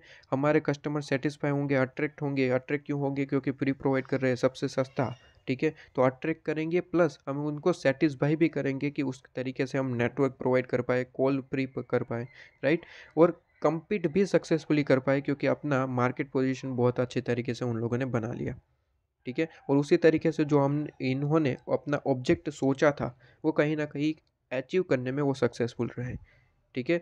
तो ये एक स्ट्रेटजी, एक गेम प्लान है। आपको बेसिकली यही पॉइंट याद रखने पड़ेंगे कि बिजनेस यहाँ पे यूज़ करता है टू टेक मैनेजमेंट जो है आपके पास में क्या काम करता है सर, ये आपके पास में बिजनेस स्ट्रेटजी को यूज़ करेगा। क्यों? क्योंकि मार्केट पोजीशन हम बना पाए, हमारे ऑपरेशन को कंडक्ट कर पाए, हमारे कस्टमर को हम अट्रैक्ट और सेटिस्फाई दोनों कर पाए, ठीक है, और हम हमारे जो मार्केट है उसमें कम्पीट कर पाए सक्सेसफुली, और हमारे ऑब्जेक्टिव को अच्छे से अचीव कर पाए, ठीक है। इसलिए हमारी स्ट्रेटेजी एक तरीके की गेम प्लान है, राइट। ये पॉइंट आपके पास में डायरेक्टली पूछा जा सकता है। इसके बाद थर्ड पॉइंट भी डायरेक्टली पूछा जा सकता है कि एक स्ट्रेटेजी जो है यूनिफाइड डिज़ाइन स्कीम है, उसे एक्सप्लेन करिए। तो यूनिफाइड डिज़ाइन स्कीम का मतलब क्या होता है? देखिए, यूनिफाइड डिज़ाइन स्कीम का मतलब होता है कि देखिए यहाँ पे स्ट्रेटेजी क्या करता है, सारी चीज़ों को जॉइंट करता है ताकि हम एक यूनिट बना पाए। जैसे कि हम एग्जांपल दें कि मैन पावर, मनी वगैरह, हमने रिसोर्सेज की बात करी, सारी चीज़ों को हम यहाँ पे जॉइंट करते हैं और एक यूनिट बनाते हैं, ठीक है। तो ये वही चीज़ कहता है कि आपके पास में स्ट्रेटेजी जो है एक यूनिफाइड डिज़ाइन स्कीम है, तो एक्सप्लेन करिए। तो देखिए, यूनिफाइड डिज़ाइन स्कीम इसलिए है ताकि स्ट्रेटेजी जो है, स्ट्रेटेजी से हम क्या करते हैं सर, स्ट्रेटेजी से हम यहाँ पे अपना जो मेजर गोल है उसे अचीव करते हैं, ठीक है। हमारा जो कमांड है सिचुएशन पे, डिफरेंट डिफरेंट सिचुएशन आ सकती है, जैसे कि मैंने कहा सर कोरोना आ चुका, तो उस पर हम किस तरीके से अपना कमांड गेन कर पाए, इंक्रीज कर पाए, लेकिन इंक्रीज वर्ड नहीं लिखना, गेन ही लिखना है, ठीक है। हमारा जो सिचुएशन पे हमारा जो गेन है उसे किस तरीके से इंक्रीज कर पाए, ये दो पॉइंट, ठीक है। सबसे पहला कि हमारे जो मेजर गोल है उसे अचीव करना है, और हमारी जो सिचुएशन पे कमांड है उसे गेन करना है, राइट। ये आपकी होती है लॉन्ग टर्म प्रोस्पेक्टिव से, इसका आपसे ये इंपॉर्टेंट पॉइंट है, क्योंकि बिजनेस हम शॉर्ट टर्म के लिए तो चलाते नहीं है। कहीं ना कहीं हमारा गोल क्या होता है सर, कहीं ना कहीं गोल होता है कि एक लॉन्ग टर्म, हम लॉन्ग रेंज के हिसाब से बिजनेस चलाएंगे, ठीक है, और हमारे जो एडवांटेजेस हैं जितने भी पोजीशन के हिसाब से उसे अचीव करेंगे, ठीक है। तो लॉन्ग रेंज पर्सपेक्टिव के हिसाब से हमारे जो जितने भी गोल बनते हैं उसे हम अचीव कर पाए, और हमारा जो कमांड है सिचुएशन पे उसे किस तरीके से इंक्रीज करें, गेन करें, ठीक है। वो दो पॉइंट हमें याद रखने हैं ताकि हमारी जो है यहाँ पे चीज़ें क्या हो सके, लॉन्ग रेंज पर्सपेक्टिव के हिसाब से जितने भी एडवांटेज मिलते हैं उसे हम अचीव कर पाए, ठीक है। तो ये इसी पॉइंट को हम कहते हैं कि हमारे स्ट्रेटेजी जो है एक यूनिफाइड डिज़ाइन स्कीम है, ठीक है। इसके बाद यहाँ पे नेक्स्ट पॉइंट ये भी आपके पास में पूछा जाता है खूब, कि एक कहता है कि स्ट्रेटेजी जो है वो ऑर्गेनाइजेशन की एक ब्लूप्रिंट है, एक्सप्लेन करिए। तो सर स्ट्रेटेजी जो है वो ऑर्गेनाइजेशन की ब्लूप्रिंट है, बिकॉज ऑर्गेनाइजेशन की जो डिज़ायर होती है सर, डिज़ायर क्या होती है, इमेज, डायरेक्शन और डेस्टिनेशन होता है, वो स्ट्रेटेजी अपने अंदर इंक्लूड करता है। इसीलिए हम कहते हैं कि एक लॉन्ग रेंज ब्लूप्रिंट है ऑर्गेनाइजेशन का। अब इमेज का मतलब क्या होता है, डायरेक्शन का मतलब होता है क्या, और डेस्टिनेशन का मतलब क्या होता है, ये चीज़ें समझते हैं। इमेज का मतलब होता है कि व्हाट टू बी मतलब कि हम क्या बनना चाहते हैं। डायरेक्शन मतलब कि व्हाट टू डू, कैसे करना चाहते हैं, हम जो बनना चाहते हैं वो हमने डिसाइड किया तो उसे कैसे करेंगे, ठीक है, व्हाट टू डू, कैसे करेंगे। इसके बाद डेस्टिनेशन मतलब कि कहाँ तक हम जाके रुकेंगे, मतलब कि यहाँ से कहाँ तक जाएंगे, वेयर टू गो, ठीक है, कैसे जाएंगे, किस तरीके से जाएंगे और कहाँ तक रुकेंगे, ठीक है। तो इमेज, डायरेक्शन और डेस्टिनेशन, ये जो ऑर्गेनाइजेशन की डिज़ायर होती है वो अपने अंदर इंक्लूड करता है स्ट्रेटेजी। मतलब कि स्ट्रेटेजी यही चीज़ को डिफाइन करता है और एक लॉन्ग रेंज आपको ब्लूप्रिंट प्रोवाइड करता है। इसलिए हम कहते हैं कि स्ट्रेटेजी जो है वो एक लॉन्ग रेंज ब्लूप्रिंट है ऑर्गेनाइजेशन का, ठीक है। इसके बाद यहाँ पे दो पॉइंट आपको गिवन है बेसिकली, जो ये दो पर्सन है उन्होंने कुछ स्ट्रेटेजिक मैनेजमेंट के बारे में चीज़ें कही है, वो basically MCQ point of view से इंपॉर्टेंट है, तो आप सिंपली इसे रीड कर लेंगे, सिंपली इसे एक बार रीड कर लेंगे। इसमें कुछ यहाँ पे समझाने लायक नहीं है, उन लोगों ने कह दिया सो कह दिया, एक बार पढ़ लेंगे ठीक है, कोई यहाँ पे नया पॉइंट नहीं है, आप एक बार पढ़ेंगे आपको समझ में आ जाएगा, राइट। मैंने यहाँ पे इसलिए ऐड कर दिया कि हो सकता है एमसीक्यू में आपको पूछ ले, वैसे क्वेश्चन में आने के चांसेस नहीं है, एमसीक्यू में डायरेक्टली आपको पूछ लिया जा सके, तो आपको एक बार पढ़ा हो तो वैसे भी एमसीक्यू अटेंड कर पाएंगे। ठीक है, इसके बाद आपको एक खूब पूछा जाने वाला एक और पॉइंट कहता है कि स्ट्रेटेजी एक फ्लेक्सिबल डिज़ाइन स्कीम है। ठीक है, देखिए दो तरीके के स्कीम के बारे में बात कर रहा है, एक स्ट्रेटेजी जो है वो यूनिफाइड डिज़ाइन स्कीम है और एक फ्लेक्सिबल डिज़ाइन स्कीम है। ये दो चीज़ें आपको पूछी जा सकती है। तो यूनिफाइड में दो ही पॉइंट याद रखने हैं कि हमारे मेजर गोल को अचीव कर पाए और हमारी कमांड को इंक्रीज़ कर पाए, मतलब कि गेन कर पाए। ठीक है, और ऑब्वियसली लॉन्ग रेंज हमारा प्रोस्पेक्टिव रहता है। ठीक है, तो पर्सपेक्टिव हमारा क्या रहेगा सर, लॉन्ग रेंज, और लॉन्ग रेंज के अंदर हमारे जितने भी गोल बनते हैं उसे अचीव करना है और हमारे जो भी कमांड्स है उसको गेन करना है। ठीक है, तो ये था यूनिफाइड डिज़ाइन स्कीम। अब फ्लेक्सिबल डिज़ाइन स्कीम जैसा नाम है वैसा ही काम है, कहता है फ्लेक्सिबल रहेगा। Strategy always be a flexible. ठीक है, कभी भी रिजिड नहीं हो सकती स्ट्रेटेजी जो है वो हमारी, कभी भी फिक्स नहीं हो सकती। ठीक है, उसमें हमें कोई चेंज करना पड़े उसके लिए flexibility is compulsory, is a necessity. ठीक है, तो यहाँ पे वही चीज़ कहता है कि स्ट्रेटेजी जो है वो फ्लेक्सिबल ही है, कोई दिक्कत वाली बात नहीं है। क्योंकि देखिए हमारी स्ट्रेटेजी हमने कुछ बनाई थी, ठीक है, फॉर एग्जांपल ऑर्गेनाइजेशन ने कोई स्ट्रेटेजी बनाई थी, अगर कोरोना आ गया तो उसकी वजह से स्ट्रेटेजी चेंज करनी पड़ेगी। एक एग्जांपल लेते कि कोई यहाँ पे ऑर्गेनाइजेशन है, उन्होंने यहाँ पे एक स्ट्रेटेजी बनाई थी। ठीक है, एक शॉप है, उन्होंने एक स्ट्रेटेजी बनाई थी कि हम यहाँ पे क्या करेंगे, हमारे जितने भी प्रोडक्ट हैं उसे यहाँ पे शो करने के लिए एक पूरी की पूरी इस तरीके से बनाएंगे चीज़ें, जहाँ पे हमारी सारी के सारी प्रोडक्ट अच्छे से यहाँ पे जो है देखने के लिए कस्टमर आए उसे देख पाए, उसके लिए हमने पूरी के पूरी प्रॉपर व्यू बनाया था। ठीक है, कोई प्रोडक्ट की हमारी शॉप होगी तो हमने कुछ स्ट्रेटेजी बनाई थी क्या कि हम पूरी प्रॉपर तरीके से जो है प्रोडक्ट की कस्टमर को इन्फॉर्मेशन दे पाए, उन्हें दिखाए कि ये हमारी प्रोडक्ट इतनी इंपॉर्टेंट है, इस तरीके से वर्क करती है, ये सारी चीज़ें, मतलब कि हम कह सकते हैं लाइव डेमो हम देने की सोच रहे थे। इस तरीके की हमने स्ट्रेटेजी बनाई थी ताकि हमारे कस्टमर्स को हम ज़्यादा से ज़्यादा अट्रैक्ट कर पाए और हमारी जो प्रोडक्ट है उसे सेल कर पाए। लेकिन अचानक क्या हुआ कि कोरोना आ चुका और कोरोना से यहाँ पे सारी चीज़ें जो है बिगड़ गई। तो अब स्ट्रेटेजी हमने कुछ इस तरीके से बनाई थी, अगर स्ट्रेटेजी अगर फिक्स रहती, मतलब कि वह बदल नहीं सकती थी, तो हमें तो यहाँ पे नुकसान ही नुकसान है। लेकिन स्ट्रेटेजी यहाँ पे क्या कहा सर, फ्लेक्सिबल है, मतलब कि आपको सिचुएशन के हिसाब से अगर चेंज करना है तो कर सकते हैं। तो हमने क्या किया सर, अब हम कस्टमर तो हमारे शॉप पे आ नहीं सकते, तो हमने क्या कहा सर, लाइव आपके पास में डेमो देना स्टार्ट कर दिया फ़ोन पे, कि फ़ोन पे लाइव आइए और हम आपको जो है अच्छे से आपको डेमो देंगे। तो ये हमने स्ट्रेटेजी बनाई, स्ट्रेटेजी को इम्प्लीमेंट कर दिया। क्यों? क्योंकि स्ट्रेटेजी एक फ्लेक्सिबल डिज़ाइन स्कीम है, इसकी वजह से हम इसे चेंज कर पाए। ठीक है, तो यहाँ पे देखिए क्या कहता है, strategy is a flexible design scheme of the आपके पास में ऑर्गेनाइजेशन कह सकते हैं, कॉरपोरेट कह सकते हैं। इंटेंट एंड एक्शन, यहाँ पे कुछ पॉइंट है जिसकी वजह से हम मेनली कह सकते हैं कि सर स्ट्रेटेजी एक फ्लेक्सिबल डिज़ाइन स्कीम है। क्या है सर? कहता है कि मोबिलाइज रिसोर्सेज को डिफरेंट डिफरेंट तरीके से, ठीक है, इसके जितने भी यूज़ हो सकते हैं उसको मैक्सिमम यूज़ तरीके से हम यूज़ करें। ठीक है, और मैक्सिमाइज़ करें, उनका जो रिज़ल्ट निकल के आता है उसे मैक्सिमाइज़ करना। ठीक है, इसके बाद सेकंड कहता है कि जो हमारे ह्यूमन एफर्ट है और बिहेवियर है उसे डायरेक्ट करें कि भाई आपको इस तरीके से वर्क करना है ताकि हमारी ऑर्गेनाइजेशन बेस्ट प्रॉफिट पे, बेस्ट सक्सेस पे पहुंच पाए। ठीक है, इसके बाद जो इवेंट्स आ रहे हैं, प्रॉब्लम्स आ रहे हैं आपके बीच, ठीक है, ऑर्गेनाइजेशन चल रही है, ऑब्वियसली आपके पास में बिजनेस में प्रॉब्लम्स तो आने ज़रूरी है। ठीक है, प्रॉब्लम्स तो आएंगे ही आएंगे, लेकिन उसे हैंडल करना, ठीक है, स्ट्रेटेजी को उस तरीके से बदलना ताकि हमारे प्रॉब्लम्स को ख़त्म किया जा सके, राइट। और उसके बाद हमारे पास में जो अपॉर्चुनिटी मिलती है, ठीक है, तो उस अपॉर्चुनिटी को हमें यूटिलाइज़ करना है, ठीक है, परस्यू करना है। ठीक है, मतलब कि उस अपॉर्चुनिटी को हमें कलेक्ट करना है, अचीव करना है और उसे यूटिलाइज फुल्ली करना है। ठीक है, और हमारे पास में चैलेंजेस और थ्रेट भी मिलना ज़रूरी है। ठीक है, फिल्मों में वगैरह में देखते हैं कि हमें थ्रेट्स भी मिलते हैं कि अगर आपने ये ऑर्डर लिया तो ये हो जाएगा, वो हो जाएगा, तो चैलेंजेस वगैरह मिलेंगे, थ्रेट्स मिलेंगे, तो उसे कैसे मीट कर पाए ये चीज़ हमें देखनी है और उसके हिसाब से स्ट्रेटेजी में चेंजेस करते रहना है। ठीक है, इसलिए हम कहते हैं कि ये सारी चीज़ें हम स्ट्रेटेजी में कर सकते हैं, इसलिए हम ये कहते हैं कि सर स्ट्रेटेजी एक फ्लेक्सिबल डिज़ाइन स्कीम है कॉरपोरेट के अंदर। ठीक है, ताकि हम ये चीज़ करने के कारण होगा क्या सर, ये चीज़ करने के कारण हमारी जो कॉरपोरेट है वो सक्सेस हो पाएगी, सर्वाइव कर पाएगी मार्केट में। ठीक है, तो इसीलिए हम कहते हैं स्ट्रेटेजी जो है एक फ्लेक्सिबल डिज़ाइन स्कीम है।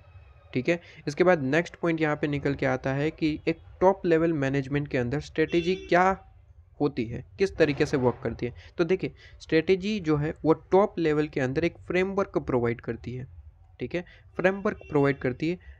ताकि इससे क्या होगा, तो यहाँ पे स्ट्रेटेजी जो है वो टॉप मैनेजमेंट के अंदर एक फ्रेमवर्क प्रोवाइड करती है, किस चीज़ का, कि स्ट्रेटेजी होगी तो जो मैनेजमेंट है, टॉप मैनेजमेंट, वो क्या कर पाएगा सर, अपॉर्चुनिटी को सर्च कर पाएगा। मतलब कि अपॉर्चुनिटी हमें मिल रही है नहीं मिल रही वो भी तो फाइंड आउट करना पड़ेगा, कि कहीं कोई हमारे पास में मार्केट में हमें तुरंत अप टू डेट रहना पड़ता है कि मार्केट में चलिए हमारे पास में अपॉर्चुनिटी मिली है, तुरंत हमारे पास में उस तरीके से ऑर्डर लेना चाहिए, राइट। तो हमें उसे सर्च करना, ठीक है, इवेल्यूएट करना, एक्सप्लोइट करना, मतलब कि हमें उसे अचीव करना है, राइट।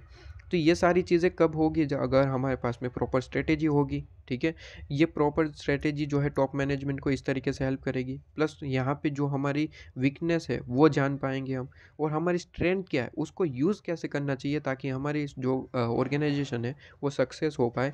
ये सारी चीज़ें जो है वो क्या हो सकती है सर, स्ट्रेटेजी के हिसाब से ही टॉप मैनेजमेंट को मिल सकती है। तो यहाँ पे इसलिए है कि स्ट्रेटेजी जो है एक फ्रेमवर्क प्रोवाइड करता है टॉप मैनेजमेंट को, किस चीज़ का, तो इसे अगर हम मेन पॉइंट को हाईलाइट करें, अगर वो भी याद हो जाते हैं तो मोर देन सफिशिएंट हो जाता है काम। तो वो चीज़ है कि आपके पास में यहाँ पे टू सर्च फॉर इवेल्यूएट करना अपॉर्चुनिटी को, देखिए जो हाईलाइट कर रहा हूँ वो सिर्फ याद है, डायरेक्ट ये सेंटेंस ही हाईलाइट कर रहा हूँ कि टू सर्च, यहाँ से लेके टू सर्च फॉर इवेल्यूएट, ठीक है, to search for evaluate opportunity, ठीक है, इतनी चीज़ याद रखिए। इसके बाद सेकंड पॉइंट याद रखिए, मीट टू मीट आपके पास में थ्रेट्स, ठीक है, टू मीट थ्रेट्स को हम मीट कर पाए। उसके बाद यहाँ पे to make full use of the resources and strength, और ये आप याद रख सकते हैं कि to offset corporate weakness, corporate weakness को हमें जानना है और उसे कैसे जो है हमारे बीच में ना आए उस तरीके से वर्क करना है। तो इतना याद रखना है कि हमें पूछा जाएगा कि स्ट्रेटेजी जो है वो फ्रेमवर्क प्रोवाइड करती है टॉप मैनेजमेंट के दौरान। तो टॉप मैनेजमेंट को कौन सी फ्रेमवर्क प्रोवाइड करती है इसे एक्सप्लेन करिए, तो हम एक्सप्लेन करेंगे कि सर स्ट्रेटेजी जो है वो टॉप मैनेजमेंट वो बहुत ज़्यादा हेल्पफुल होती है, बिकॉज हमें अपॉर्चुनिटी को सर्च करना है, इवेल्यूएट करना है, सबसे पहला पॉइंट।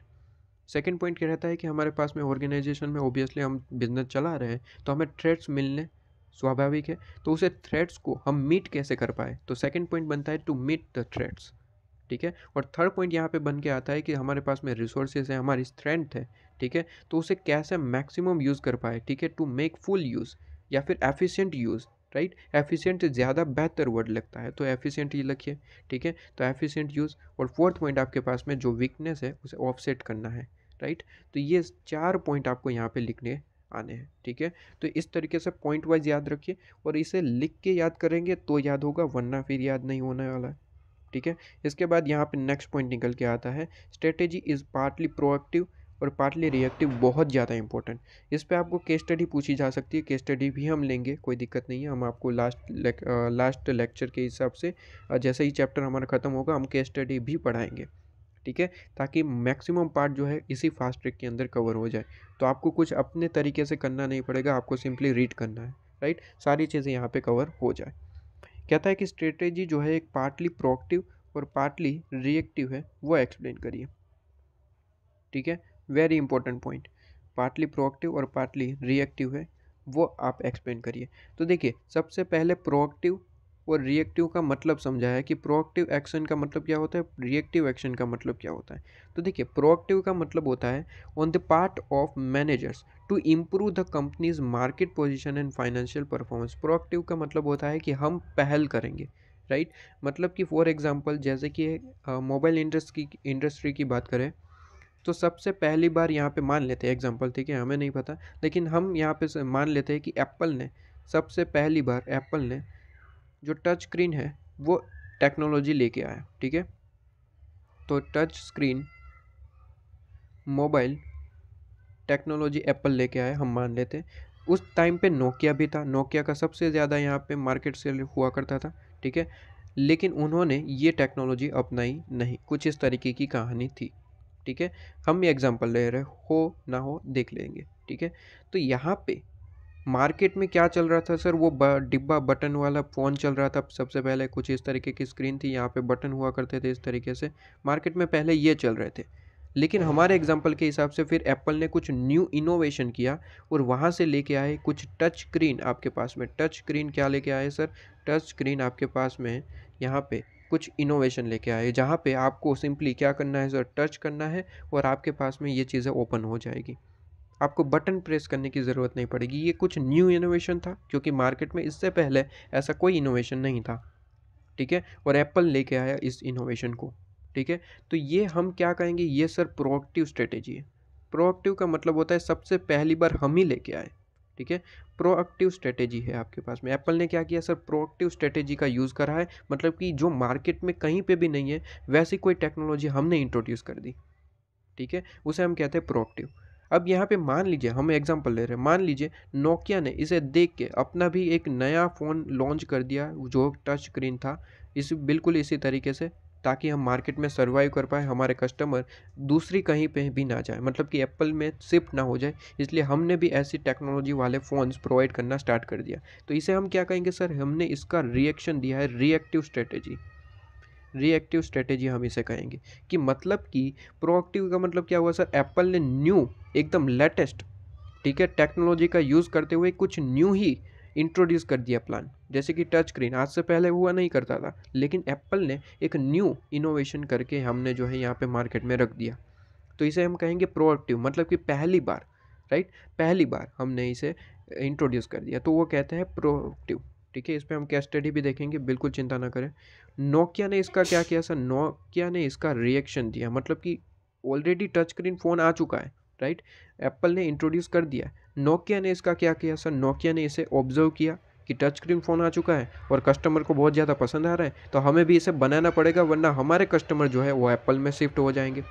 तो नोकिया ने क्या किया, हमारा भी अपना भी एक टच स्क्रीन जो है फ़ोन इंट्रोड्यूस कर दिया। तो उसे हम कहते हैं रिएक्टिव स्ट्रेटेजी यूज़ करिए, कि सामने वालों को पहले ऑब्जर्व किया और उसके हिसाब से हमने भी ऐसा कोई प्रोडक्ट यहाँ पे लॉन्च किया, इसे हम कहते हैं रिएक्टिव। रिएक्टिव का मतलब होता है सामने वाले को ऑब्जर्व करिए, उसकी जो यहाँ पे प्रोडक्ट है उसे देखेंगे और उसी की जैसी सिमिलर प्रोडक्ट हमने इंट्रोड्यूस कर दी, ठीक है। तो यहाँ पे वही चीज़ कही गई कि reaction to unanticipated development and fresh market condition in dynamic business environment, कि हम यहाँ पे क्या करेंगे सर, रिएक्शन देंगे जो हमारे पास में फ्रेश कोई टेक्नोलॉजी इंट्रोड्यूस हुआ है या फिर जो भी है उसको हम ऑब्जर्व करेंगे और उसके हिसाब से रिएक्शन देंगे, ठीक है। इन अदर वर्ड कहते हैं कि कंपनी यूज़ बोथ प्रोएक्टिव और रिएक्टिव। देखिए ये तो चीज़ इंपॉर्टेंट है कि कोई भी कंपनी सिर्फ प्रोएक्टिव और रिएक्टिव नहीं बन पाएगी, दोनों कंडीशन उसके पास में होनी चाहिए। फॉर एग्ज़ाम्पल अगर एप्पल ना करता तो नोकिया, मान लीजिए अगर नोकिया लेके आता ये कुछ नई स्कीम, ठीक है, टच स्क्रीन मोबाइल सबसे पहली बार नोकिया लेके आ गया, तो भाई एप्पल के पास दोनों स्ट्रेटेजी होनी चाहिए। एक प्रोएक्टिव कि हम टेक्नोलॉजी को कुछ न्यू इनोवेट करेंगे और पहली बार हम कुछ इनोवेशन डालेंगे मार्केट में, ऐसी प्रोएक्टिव स्ट्रेटेजी भी होनी चाहिए। लेकिन अगर ऐसा इसी दौरान किसी और कंपनी ने कुछ न्यू इनोवेशन डाल दिया जो कस्टमर को बहुत ज़्यादा पसंद आ रहा है, तो एप्पल के पास रिएक्टिव स्ट्रेटेजी भी होनी चाहिए कि इसका रिएक्शन भी हमें देना पड़ेगा। सिर्फ प्रोएक्टिव बनना इम्पोर्टेंट नहीं है।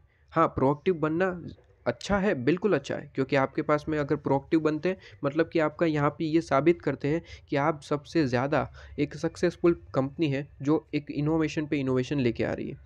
लेकिन आपको रिएक्टिव भी भूलना नहीं है कि रिएक्टिव भी होना चाहिए, क्योंकि अगर कोई दूसरी कंपनी ने कुछ यहाँ पे प्रोडक्ट बना के डाला है तो उसका रिएक्शन भी हमें देना पड़ेगा, ठीक है। तो कंपनी को दोनों चीज़ें होनी पड़ेगी, दोनों चीज़ें होनी पड़ेंगी। कौन सी सर, कंपनी को यहाँ पे प्रोएक्टिव भी और रिएक्टिव भी दोनों स्ट्रेटेजी को यहाँ पे लेके चलना पड़ता है। सिर्फ प्रोएक्टिव इंपॉर्टेंट नहीं है, सिर्फ रिएक्टिव इंपॉर्टेंट नहीं है। हाँ, प्रोएक्टिव होना बहुत अच्छी बात है, रिएक्टिव से ज़्यादा प्रोएक्टिव होना अच्छी बात है, लेकिन दोनों होना ज़रूरी है आपके पास में strategy, right, to cope up uncertain business environment, ठीक है, कि कंपनी को दोनों स्ट्रेटेजी को यहाँ पे रखना पड़ेगा ताकि हम जो बिजनेस अनसर्टेनिटीज़ है उसे कोप अप कर पाए, उसे मीट कर पाए, ठीक है। क्योंकि सीधी सी बात है, कभी भी कुछ भी हो सकता है। जैसे कि एप्पल ने अचानक से क्या कर दिया सर, टच स्क्रीन फ़ोन जो है वो लॉन्च कर दिया, तो नोकिया के लिए वो एक तरीके की अनसर्टेनिटी थी, लेकिन उसके रिएक्टिव स्ट्रेटेजी यूज़ करना पड़ेगा और यूज़ किया, ठीक है, और इसे कोप अप कर लिया, ठीक है। तो कोप अप अनसर्टेन आपके पास में बिजनेस एनवायरनमेंट में जो भी अनसर्टेनिटी है उसे कोप अप कर पाए, तो ऐसे इसके लिए हमारे पास में प्रोएक्टिव और रिएक्टिव दोनों स्ट्रेटेजी होनी पड़ेगी, ठीक है। प्रोएक्टिव स्ट्रेटेजी को हम दूसरा नाम, वेरी इंपॉर्टेंट, एमसीक्यू में खूब पूछा जाता है कि प्रोएक्टिव को हम यहाँ पे प्लान स्ट्रेटेजी भी कह सकते हैं, ठीक है। प्लान स्ट्रेटेजी भी कह सकते हैं, और रिएक्टिव स्ट्रेटेजी को हम एडेप्टिव रिएक्शन भी कह सकते हैं, ठीक है। ये चीज़ आपको याद रखनी है, और ये पॉइंट आपका कंप्लीट हो जाता है, ठीक है। ये पॉइंट आपके पास में कंप्लीट हो जाता है। ये प्रोएक्टिव और रिएक्टिव का पॉइंट था, ठीक है। ये प्रोएक्टिव और रिएक्टिव का पॉइंट था यहाँ पे, ठीक है। इसी पे बेस अगर मैं क्वेश्चन कहूँ तो आपके आईसीएम मॉड्यूल में आप लास्ट ओपन करेंगे, वहाँ पे होमवर्क में मैं प्रोवाइड करूँ तो होमवर्क आपका रहेगा क्वेश्चन नंबर 2। क्वेश्चन नंबर 2 आप खुद से ट्राई करेंगे, लेकिन मैं इसकी इन्फॉर्मेशन दे दूं, राइट। उसके बाद आप खुद से इसे पढ़ेंगे और इसे ट्राई करेंगे। कहता है कुछ यमी फूड टेस्ट करके यहाँ पे कोई ऑर्गेनाइजेशन होगी, कहता है कि वो सक्सेसफुली यहाँ पे चला रही है अपना बिजनेस, ठीक है। वो क्या कर रही है सर, स्नैक जो है, ईटिंग स्नैक, वो रेडी आपका करके देती है और उसे बेचती है। लेकिन यमी ने क्या किया, अभी यमी ने यहाँ पे जो पनीर होता है, ठीक है, पनीर, उसे इंट्रोड्यूस कर दिया, ठीक है, as a new innovation. Innovation word use करा, क्या है sir, innovation. As a innovation मतलब कि पहली बार, इनोवेशन का मतलब तो पहली बार मार्केट में उसने इंट्रोड्यूस कर दिया, राइट। इंट्रोड्यूस कर दिया मार्केट में, ठीक है, इंट्रोड्यूस कर दिया प्रोडक्ट को, और this product will give them good sale. अच्छी सेल भी होने लगी, कस्टमर इसे बहुत ज़्यादा पसंद करने लगे। जैसे कि मैंने एग्जांपल दिया एप्पल और नोकिया का, तो एप्पल ने क्या करा sir, touch screen mobile introduce कर दिया, और टच स्क्रीन मोबाइल बहुत ज़्यादा कस्टमर को पसंद आने लगा। तो नोकिया को क्या करना चाहिए था, रिएक्टिव स्ट्रेटेजी यूज़ करनी चाहिए थी, ठीक है। वैसा ही कुछ एग्जांपल यहाँ पे भी है, बस नाम चेंज है और कुछ नहीं। तो यहाँ पे यमी ने क्या किया, वैसे उसका बिजनेस चल रहा है, लेकिन उसने कुछ पनीर का यहाँ पे इनोवेशन किया, और उसने क्या किया सर, यहाँ पे मार्केट में उसे इंट्रोड्यूस कर दिया, और उससे कस्टमर को बहुत ज़्यादा पसंद भी आया, गुड सेल होने लगी अच्छी सी। कहता है कि हाउ एवर टेस्टी फूड भी है। देखिए यहाँ पे दो कंपनियां हैं, दो ऑर्गेनाइजेशन है, यमी फूड एंड टेस्टी, मतलब कि कहीं ना कहीं हम कह सकते हैं ये कंपेटिटर है। यमी ने क्या किया, यमी ने कुछ पनीर का कुछ इनोवेशन किया और इंट्रोड्यूस कर दिया मार्केट में, जिससे कस्टमर को बहुत ज़्यादा पसंद आया। तो टेस्टी ने क्या किया सर, टेस्टी फूड ने क्या किया, tasty food will introduce similar product in reaction. देखिए वर्ड यूज़ कहा, सिमिलर प्रोडक्ट इन रिएक्शन। जैसे कि मैंने एग्जांपल दिया नोकिया और एप्पल का, तो नोकिया ने क्या किया सर, नोकिया ने ऑब्जर्व किया कि टच स्क्रीन फ़ोन मार्केट में आया है और कस्टमर को बहुत ज़्यादा पसंद आ रहा है, तो हम भी इसी तरीके की टेक्नोलॉजी यूज़ करके हम भी एक टच स्क्रीन फ़ोन इंट्रोड्यूस करेंगे। तो ये क्या कहा जाएगा, ये रिएक्टिव स्ट्रेटेजी कहा जाएगा।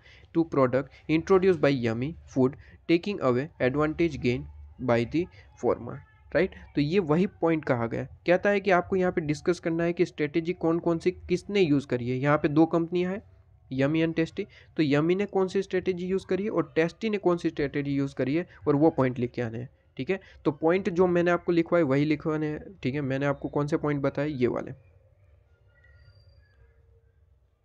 यहाँ पे ये पूरे का पूरा पॉइंट लिख के आना है आपको, ये पूरे का पूरा यहाँ पे इतना पॉइंट लिख के आना है, ठीक है। ये पूरे का पूरा आपका आंसर ही है। लेकिन इससे पहले आपको ये बताना पड़ेगा, जो कि क्वेश्चन ने पूछा है कि कौन सी कंपनी ने कौन सी स्ट्रेटेजी यूज़ करी है, यमी ने क्या यूज़ करी है और टेस्टी ने कौन सी स्ट्रेटेजी यूज़ करी है। तो ऑब्वियसली डायरेक्टली हमें दिख रहा है कि यमी ने कोई न्यू प्रोडक्ट इंट्रोड्यूस करा है, इनोवेशन किया और इंट्रोड्यूस किया है, मतलब कि यमी कौन सी स्ट्रेटेजी यूज़ कर रहा है सर, प्रोएक्टिव, ठीक है, प्रोएक्टिव। यमी प्रोएक्टिव स्ट्रेटेजी को यूज़ कर रहा है, जबकि हम बात करें टेस्टी की, तो टेस्टी रिएक्टिव स्ट्रेटेजी की यूज़ कर रहा है, ठीक है। तो यहाँ पे इतनी बात हमें समझ में आती है कि यमी जो है वो प्रोएक्टिव है और टेस्टी जो है वो क्या है सर, रिएक्टिव स्ट्रेटेजी यूज़ कर रहा है, राइट। सॉल्यूशन एक बार इसे पढ़ लेंगे, आपके पास में समझ में आ जाएगा। यमी जो है यहाँ पे प्रोएक्टिव स्ट्रेटेजी को यूज़ कर रहा है, और टेस्टी जो है वो रिएक्टिव बन के यहाँ पे रिएक्टिव स्ट्रेटेजी को यूज़ कर रहा है। ये पूरे का पूरा यहाँ पे पॉइंट है। लेकिन मैं बता दूं कि आपको ये पढ़ने की ज़रूरत नहीं, हमने जो यहाँ पे नोट्स में लिखवाया वही आपको लिखना है। सबसे पहला पॉइंट आप क्या लिखेंगे सर, सबसे पहला पॉइंट लिखेंगे कौन सी कंपनी ने कौन सी यहाँ पे स्ट्रेटेजी यूज़ करी, सबसे पहले तो यही लिखेंगे, ठीक है। दूसरा पॉइंट क्या लिखेंगे, दूसरा पॉइंट ये वाला पॉइंट लिखेंगे जो मैंने आपको यहाँ पे बताया। बस काम खत्म, आपका सॉल्यूशन खत्म, ठीक है। इतना लिखना है आपको, राइट। इसके बाद यहाँ पे और इस पॉइंट में यहाँ पे सेम चीज़ें यहाँ पे डिस्कस करी गई कि कोई नई चीज़ नहीं है, कि कहता है कि आपकी स्ट्रेटेजी को बनाना, क्राफ्ट करना, ठीक है, और उसके हिसाब से हमें कुछ न्यू इनोवेशन मार्केट में इंट्रोड्यूस करना। प्रोएक्टिव स्ट्रेटेजी है। प्रोएक्टिव स्ट्रेटेजी आपकी ऑर्गेनाइजेशन को सबसे ज़्यादा सक्सेसफुल बनने में हेल्प करता है, लेकिन रिएक्टिव स्ट्रेटेजी भी भूलना नहीं है। रिएक्टिव भी हमारे पास में रिएक्शन होना पड़ेगा, ठीक है। इसे एक बार रीड कर लेंगे, आपके पास में समझ में आ जाएगा। ये पूरे का पूरा एक पॉइंट है, ठीक है, ये पूरे का पूरा एक पॉइंट है। प्रोएक्टिव या रिएक्टिव अगर पूछा जाए तो ये पूरे का पूरा आप ये पॉइंट लिख के आएंगे, ठीक है, ये पूरे का पूरा इतना पॉइंट लिख के आएंगे, राइट। इस पे बेस आपके आईसीएम मॉड्यूल में एक क्वेश्चन डाला गया है, जनरल सा क्वेश्चन है, इसमें कोई बड़ी बात नहीं है, इसमें मुझे नहीं लगा लेकिन मैंने ऐड कर दिया। कहता है कि कोई केचप ब्रांड है, ठीक है, हमें भी पता है वो केचप, वो पिचकू केचप क्या बोलते हैं उसको, ठीक है, वो कुछ यहाँ पे डालते हैं।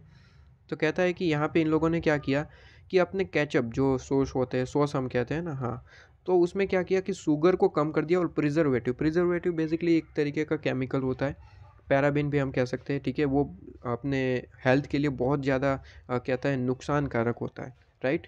तो ये केचप वालों ने क्या किया, सिंपली एग्जांपल ही है, ठीक है, वो ऐसा कुछ होता नहीं है। कहता है कि केचप वाले ने किया, शुगर को कम कर दिया और प्रिजर्वेटिव को भी कम कर दिया, लेस कर दिया, ठीक है, ताकि हम हमारे कस्टमर को ये बता पाए कि हमारा जो प्रोडक्ट है वो बहुत ज़्यादा हार्मफुल नहीं है, मतलब कि हमारा कम से कम यहाँ पे आपको नुकसान पहुँचाता है, ज़्यादा नुकसान नहीं पहुँचाता, या फिर ज़ीरो आपके पास में रिस्क रहता है। कस्टमर को हम यहाँ पे इस तरीके से अट्रैक्ट करेंगे ताकि क्या करे सर, पेरेंट अपने चिल्ड्रन को ये चीज़ खिला पाए, मतलब कि एज अ सेफ चीज़ है, इस तरीके की चीज़ें जो है एडवर्टाइज़ करे। वो एक चीज़ की यहाँ पे बात करी गई है कि केचप ने क्या करा सर, अपने ब्रांड्स में से अपने जो शुगर है और प्रिजर्वेटिव को कम कर दिया, ताकि हमारे जो कस्टमर है, ठीक है, कस्टमर पेरेंट्स, वो अपने चिल्ड्रन को ये चीज़ खिला पाए। किस नाम से सर, ये बहुत ज़्यादा सेफ है, खिलाओ, कोई दिक्कत नहीं है, ठीक है, इस तरीके की एडवर्टाइजमेंट करा दी है, ठीक है। तो कहता है कि कैन दिस कोल्ड बी आपके पास में स्ट्रेटेजी, क्या ये एक तरीके की स्ट्रेटेजी, ऑब्वियसली स्ट्रेटेजी है, ठीक है। हमने यहाँ पे क्या प्रूव करने की कोशिश करी सर, हमने यहाँ पे शुगर और प्रिजर्वेटिव को लेस करके हमने ये प्रूव करने की कोशिश करी कि ये एकदम सेफ है, ठीक है। कहीं ना कहीं हमारी प्रोडक्ट को ज़्यादा बेचने के लिए हमने कहीं ना कहीं ये चीज़ हमने यूज़ करी है, ठीक है। हमारा ये मेन मकसद क्या था केचप का, केचप का मकसद ये था कि हमारे प्रोडक्ट को किस तरीके से ज़्यादा सेल किया जाए, ठीक है। और सेल ज़्यादा से ज़्यादा मतलब कि एक तरीके की स्ट्रेटेजी यूज़ करी आपने, राइट। कहीं कोई फ़ायदा नहीं देखा है, मतलब कि केचप ये नहीं देख रहा है कि अपने कस्टमर को ज़्यादा सेफ्टी हो, लेकिन केचप ये देख रहा है कि सेफ्टी प्रोवाइड करने से हमारे सेल बढ़ रहा है, इसलिए हम ये काम करेंगे, ठीक है। उनका ये कोई मकसद नहीं है, यहाँ पे ये कोई मकसद नहीं रहेगा कि कस्टमर हमारा अच्छा है नहीं है, ठीक है। हमारा मकसद क्या है कि सेल किस तरीके से बढ़ाया जाए, ठीक है। तो यहाँ पे देखा कि अगर कस्टमर की हेल्थ को लेके हम अगर अच्छे से काम करें तो हमारे पास में क्या हो सकता है, सेल को इंक्रीज़ किया जा सकता है। तो ये ओबियसली एक तरीके की स्ट्रेटेजी है। कहता है yes, it is a strategy, it is a business strategy to fight competition and adopt changing external environment. कहता है कि कैचअप ने ये देखा कि यहाँ पे मार्केट में क्या हो रहा है कि पेरेंट्स बहुत ज़्यादा यहाँ पे इस चीज़ को देख रहे हैं कि ये प्रोडक्ट हमारे चिल्ड्रंस के लिए क्या बेहतर है या फिर नहीं है, सेफ़ है या फिर नहीं है। कैचअप ने ये देख लिया मार्केट में, ठीक है, मार्केट में यहाँ पे स्ट्रेटेजी लगाई, ठीक है, और मार्केट से पता चला कि ये चीज़ बहुत ज़्यादा देखी जा रही है, तो तुरंत केचअप ने क्या किया, एक स्ट्रेटेजी यूज़ करी और एडवर्टाइजमेंट करना स्टार्ट कर दिया। अपने प्रोडक्ट में ये चेंजेस कर दिए। क्या चेंजेस करे सर, शुगर को कम कर दिया, प्रिजर्वेटिव को कम कर दिया और बता दिया सबको, अपने कस्टमर को, कि देख लीजिए हमारा जो प्रोडक्ट है वो बहुत ज़्यादा सेफ़ है, ठीक है। तो एनवायरनमेंट में जो चेंजेस हो रहे हैं वो इन्होंने क्या किया, एक्सटर्नल एनवायरनमेंट में जो चेंजेस हो रहे हैं उसे एडॉप्ट कर लिया, ठीक है, उसे एडॉप्ट कर लिया और उसके हिसाब से हमने क्या करा सर, कॉम्पिटिटिव एडवांटेज प्रोवाइड कर लिया, ठीक है। तो यही चीज़ थी, ये एक तरीके का स्ट्रेटेजी ही था और कुछ नहीं। डायरेक्टली ऐसे क्वेश्चन डायरेक्टली आपको एग्जाम में पूछे जा सकते हैं, इसलिए मैंने इसको यहाँ पे इंक्लूड कर लिया है, ठीक है। ये तो हमारा एग्जाम्पल था, इसे तो मिटा देते हैं। एप्पल एंड नोकिया, बहुत बढ़िया एग्जाम्पल, जिस पे बेस यमी और आपके पास में टेस्टी फूड का एग्जाम्पल भी हमें क्लियर हो गया, ठीक है। ये आपके पास में 1.2 और 1.3 था। 1.4 से हम नेक्स्ट वीडियो में पढ़ेंगे, ठीक है। 1.2 और 1.3 ये हमें क्लियर होना चाहिए, बहुत ज़्यादा सिंपल। अब यहाँ पे जल्दी से एक समरी रिवीजन कर लेते हैं, ठीक है। देखिए, सबसे पहले हमने पढ़ा कि हमने इस चैप्टर का नाम पढ़ा कि ये इंट्रोडक्शन क्या है सर टू स्ट्रेटेजिक मैनेजमेंट। तो स्ट्रेटेजिक मैनेजमेंट में हमने सबसे पहले यहाँ पे पढ़ना पड़ता है कि मैनेजमेंट का मतलब क्या होता है, उसके बाद स्ट्रेटेजी का मतलब क्या होता है, और उसके बाद पढ़ेंगे स्ट्रेटेजिक मैनेजमेंट का मतलब क्या होता है, राइट। तो मैनेजमेंट का मतलब समझने के लिए हमने सबसे पहले यहाँ पे देखा कि मैनेजमेंट का मतलब क्या होता है। तो यहाँ पे कहता है कि टू सेंस में आप जो है मैनेजमेंट का मतलब समझ सकते हैं, ठीक है। पहला सेंस यहाँ पे कहता है कि एज अ की ग्रुप, यहाँ पे समझे तो कहता है कि मैनेजमेंट एक ऑर्गेनाइजेशन में की ग्रुप है। सेकेंड पॉइंट ये कहता है कि मैनेजमेंट यहाँ पे वर्क करता है as a chief organ, organization में एज अ चीफ ऑर्गन की तरह मैनेजमेंट वर्क करता है ताकि एंटिटी को पर्पसफुल बनाया जा सके, प्रोडक्टिव बनाया जा सकते। लेकिन क्वेश्चन ये आता है कि ये प्रोडक्टिव और पर्पसफुल हम एंटिटी को बनाएंगे कैसे। हम का मतलब मैनेजमेंट, मैनेजमेंट ऑर्गेनाइजेशन को पर्पसफुल और प्रोडक्टिव बनाएगा कैसे। तो इसका यहाँ पे सिंपल सा रूल है कि अगर आप अपने डाइजोक्नाइज रिसोर्सेज है, डाइजोक्नाइज रिसोर्सेज मतलब कि मैन पावर है, मनी है, मटेरियल है, टेक्नोलॉजी है, ठीक है, उसको हम यहाँ पे इंटीग्रेट करें और उससे एक प्रोडक्ट अच्छे से बना पाएँ, ठीक है, उसका इंटीग्रेशन करें, इफेक्टिव और एफिशिएंट यूज़ करें और एक प्रोडक्ट बनाए, हमारा प्रॉपर प्रोडक्ट बनाए, तो हम यहाँ पे क्या कर पाएंगे सर, और अपनी एंटिटी को पर्पसफुल और प्रोडक्टिव बना पाएंगे, ठीक है। इसी के दौरान अगर थर्ड पॉइंट की बात करें तो थर्ड पॉइंट में 3 पॉइंट थे, लेकिन पहला पॉइंट बिल्कुल सेम था, कहता है कि एफिशिएंट और इफेक्टिव यूज़ करेंगे अपने रिसोर्सेज का। सेकंड चीज़ कहता है कि अपने ऑर्गेनाइजेशन को सर्वाइव कर पाए, सक्सेस कर पाए, इसके लिए हम क्या करेंगे सर, मैनेजमेंट को कॉम्पिटेंस बनाएंगे, ठीक है। प्रॉपर मैनेजमेंट अगर कॉम्पिटेंट होगा, कैरेक्टर अच्छा होगा, तो हमारी ऑर्गेनाइजेशन भी सक्सेस करेगी, सर्वाइव कर पाएगी। थर्ड पॉइंट ये कहता है कि आपके पास में मैनेजमेंट अगर है, आपके प्रॉपर मैनेजमेंट है, तो ये फैसिलिटी प्रोवाइड करता है क्या सर, एक्सटर्नल एनवायरनमेंट में जो चेंजेस है उसे हम अडॉप्ट कर पाएंगे और उसे उसके हिसाब से हम चेंजेस भी कर पाएंगे। जैसे कि हमने अभी कैचअप का एग्जांपल देखा कि मार्केट में देखा गया है कि सेफ्टी को ज़्यादा मद्देनज़र दिया जा रहा है, तो हमने क्या किया, शुगर और अपने प्रिजर्वेटिव को कम कर दिया और उसकी तरीके से हमने कस्टमर को एडवर्टाइजमेंट कर दी।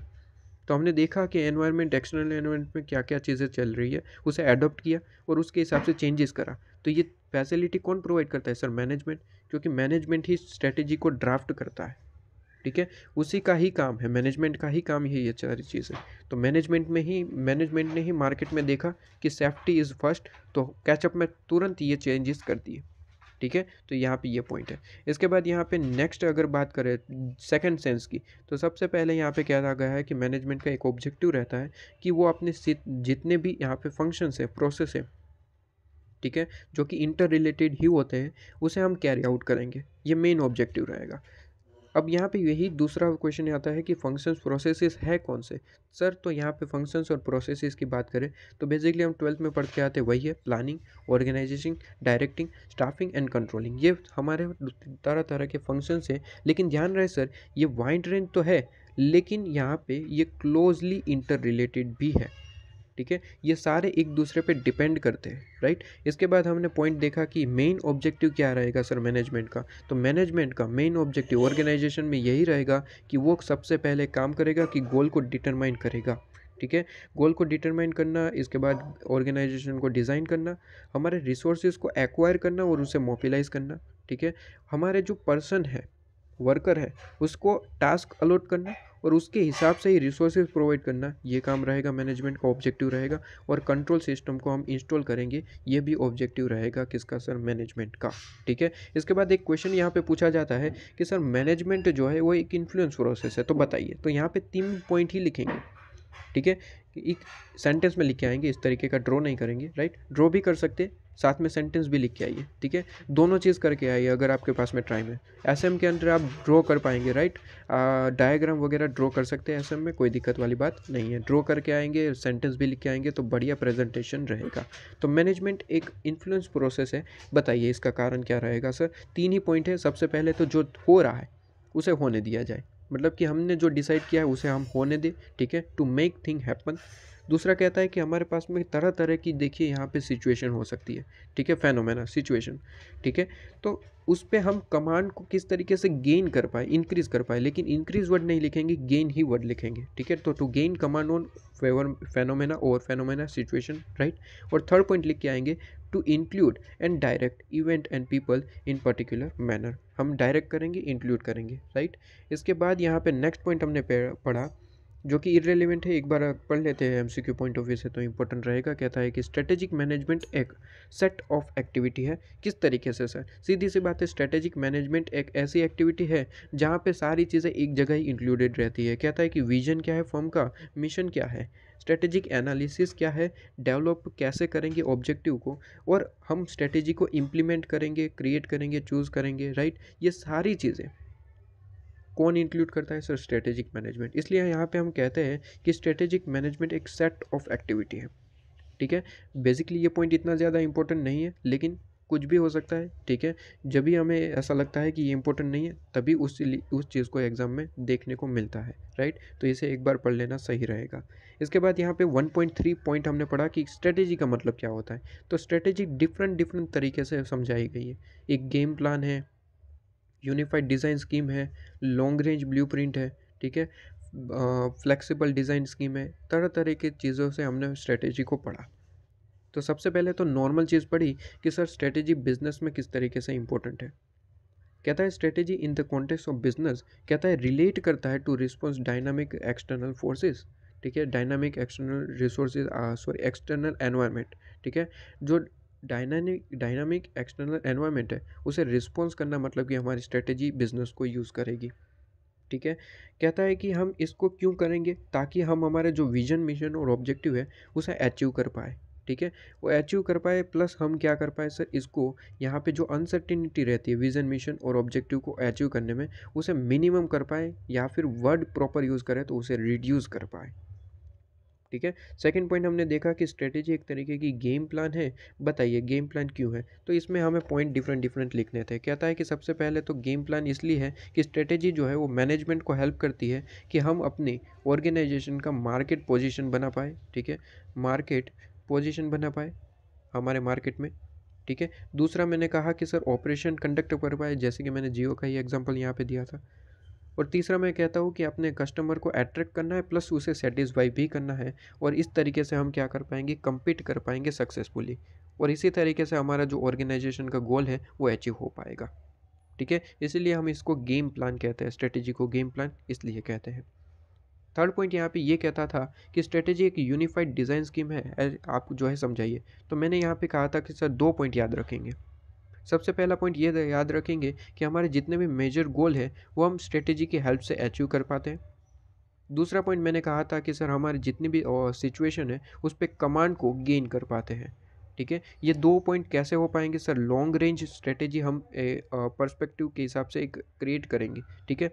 ऑलवेज ध्यान रखिए एक लॉन्ग रेंज ही होता है, क्योंकि बिजनेस ऑलवेज यहाँ पे लॉन्ग रेंज के वर्क के हिसाब से ही काम करेगा, ठीक है। तो लॉन्ग रेंज पर्सपेक्टिव के हिसाब से हम दो चीज़ को अचीव करेंगे, दो चीज़ को हम यहाँ पे लेके चलेंगे। सबसे पहला मेजर गोल को अचीव करेंगे, और दूसरा अपनी कमांड्स को जो है गेन करेंगे, ठीक है। इसीलिए हम क्या कहते हैं सर, इसीलिए हम स्ट्रेटेजी को एक यूनिफाइड डिज़ाइन स्कीम कहते हैं, ठीक है।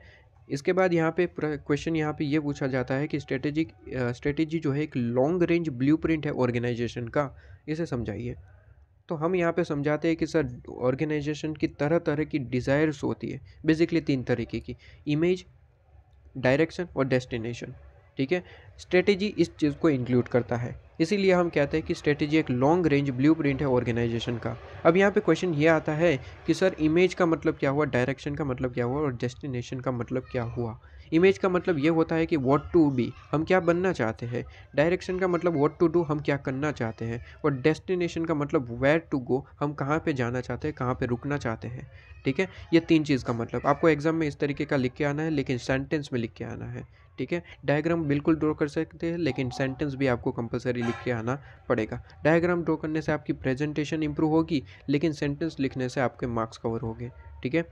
इसके बाद मैंने ये चीज़ आपको होमवर्क में प्रोवाइड करी, आप एक बार इसे रीड कर लेंगे और कंप्लीट करेंगे। इसके बाद यहाँ पे नेक्स्ट पॉइंट आता है, स्ट्रेटेजी एक फ्लेक्सिबल डिज़ाइन स्कीम है, बताइए। तो यहाँ पे कहा जाता है कि सर कॉरपोरेट के अंदर, ऑर्गेनाइजेशन के अंदर स्ट्रेटेजी जो हम यूज़ करते हैं वो फ्लेक्सिबल ही होती है, क्योंकि अगर कुछ पॉइंट को हम देखें तो हमें पता चल जाएगा कि हाँ ऑब्वियसली स्ट्रेटेजी जो है एक फ्लेक्सिबल डिज़ाइन स्कीम है। कहता है पहला पॉइंट, मोबिलाइज रिसोर्सेज को हम मोबिलाइज करेंगे, ठीक है, उसके बेस्ट मैनर में यूज़ करवाएंगे, ठीक है। इसके बाद हमारे जो पर्सनस हैं, ह्यूमन हमारा फोर्सेस है, ठीक है। उनको हम यहाँ पे उनके जो एफर्ट्स है, बिहेवियर है, उनको डायरेक्ट करेंगे कि आपको किस तरीके से वर्क करना है, कितना काम करना है, कैसे काम करना है, ठीक है।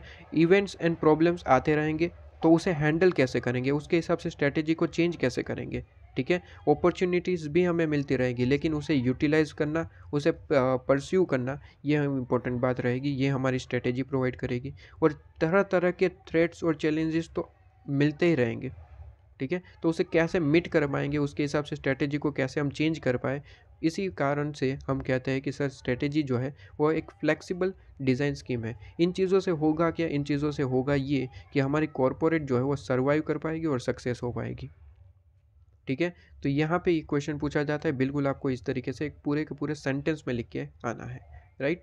यहाँ पे सेंटेंस का मतलब ये नहीं कि हमको पूरे का पूरा एक पैराग्राफ, आप पॉइंट वाइज लिख सकते हैं, कोई दिक्कत नहीं, लेकिन एक प्रॉपर सेंटेंस होना चाहिए, आधा अधूरा यहाँ पे पॉइंट नहीं होना चाहिए, ठीक है। पॉइंट वाइज लिख सकते हैं, कोई दिक्कत नहीं है। इसके बाद यहाँ पे strategy provides framework to top management, तो कहाँ पे, तो यहाँ पे मैंने मार्किंग करवा दिया है, इतना ही पॉइंट याद रखेंगे। अगर क्वेश्चन पूछा जाता है कि स्ट्रेटेजी जो है वो टॉप मैनेजमेंट को फ्रेमवर्क प्रोवाइड करती है, कैसे, किस तरीके से, एक्सप्लेन कीजिए। तो यहाँ पे पॉइंट लिख के आएंगे कि to search and evaluate opportunity, हम अपॉर्चुनिटी को सर्च कर पाते हैं, प्लस इवेल्यूएट भी कर सकते हैं कि किस तरीके से हमें इसे अपॉर्चुनिटी को अचीव करना पड़ेगा और किस तरीके से यूज़ करना पड़ेगा, ठीक है। तो ये स्ट्रेटेजी जो है वो प्रोवाइड करती है टॉप मैनेजमेंट को। इसके बाद हमारे पास में थ्रेट्स काफ़ी सारे मिलते हैं, तो उसे मीट कैसे करेंगे, ठीक है। हमारे पास में स्ट्रेंथ है, रिसोर्सेज है, तो उसे यूज़ कैसे करेंगे, इवन हम क्या कहेंगे सर, फुल यूज़ कैसे कर पाएंगे, इफेक्टिव यूज़ कर पाएंगे कैसे, ठीक है, ये स्ट्रेटेजी प्रोवाइड करती है। और इसके बाद टू ऑफसेट कैसे करेंगे अपने वीकनेस को, ठीक है। तो ये पॉइंट आपके पास में आ जाते हैं, इसीलिए हम यहाँ पे कहते हैं कि स्ट्रेटेजी एक फ्रेमवर्क प्रोवाइड करती है किसको, टॉप मैनेजमेंट को। इसके बाद वेरी इंपॉर्टेंट पॉइंट, जहाँ पे हमने एप्पल और नोकिया का एग्जांपल लिया, कहता है कि स्ट्रेटेजी एक प्रोएक्टिव और रिएक्टिव स्ट्रेटेजी है, ठीक है।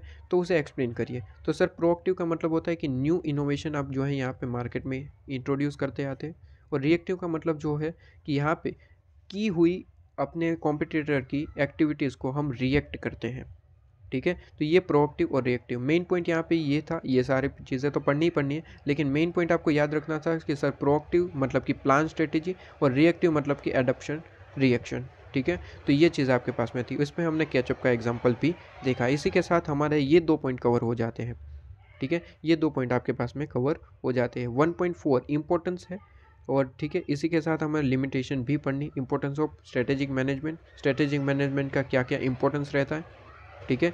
इसके बाद हम पढ़ेंगे यहाँ पे स्ट्रेटेजिक मैनेजमेंट की क्या क्या लिमिटेशंस हैं, ठीक है। तो ये पॉइंट हम सारी की सारी चीज़ें, इसके बाद काफ़ी सारा चैप्टर बड़ा है, तो ये सारी की सारी चीज़ें हम पढ़ेंगे, ठीक है। 2 पॉइंट हमने कवर किए, इसे अच्छे से कवर करेंगे इस लेक्चर के अंदर, और यहाँ पे इस लेक्चर को एंड करते हैं। अब सेकंड लेक्चर किस पे डिपेंड होगा, जैसे कि मैंने यहाँ पे बता दिया, आपको ये चीज़ भूलनी नहीं है, सेकंड लेक्चर इसी पे ही डिपेंड रहेगा, ठीक है।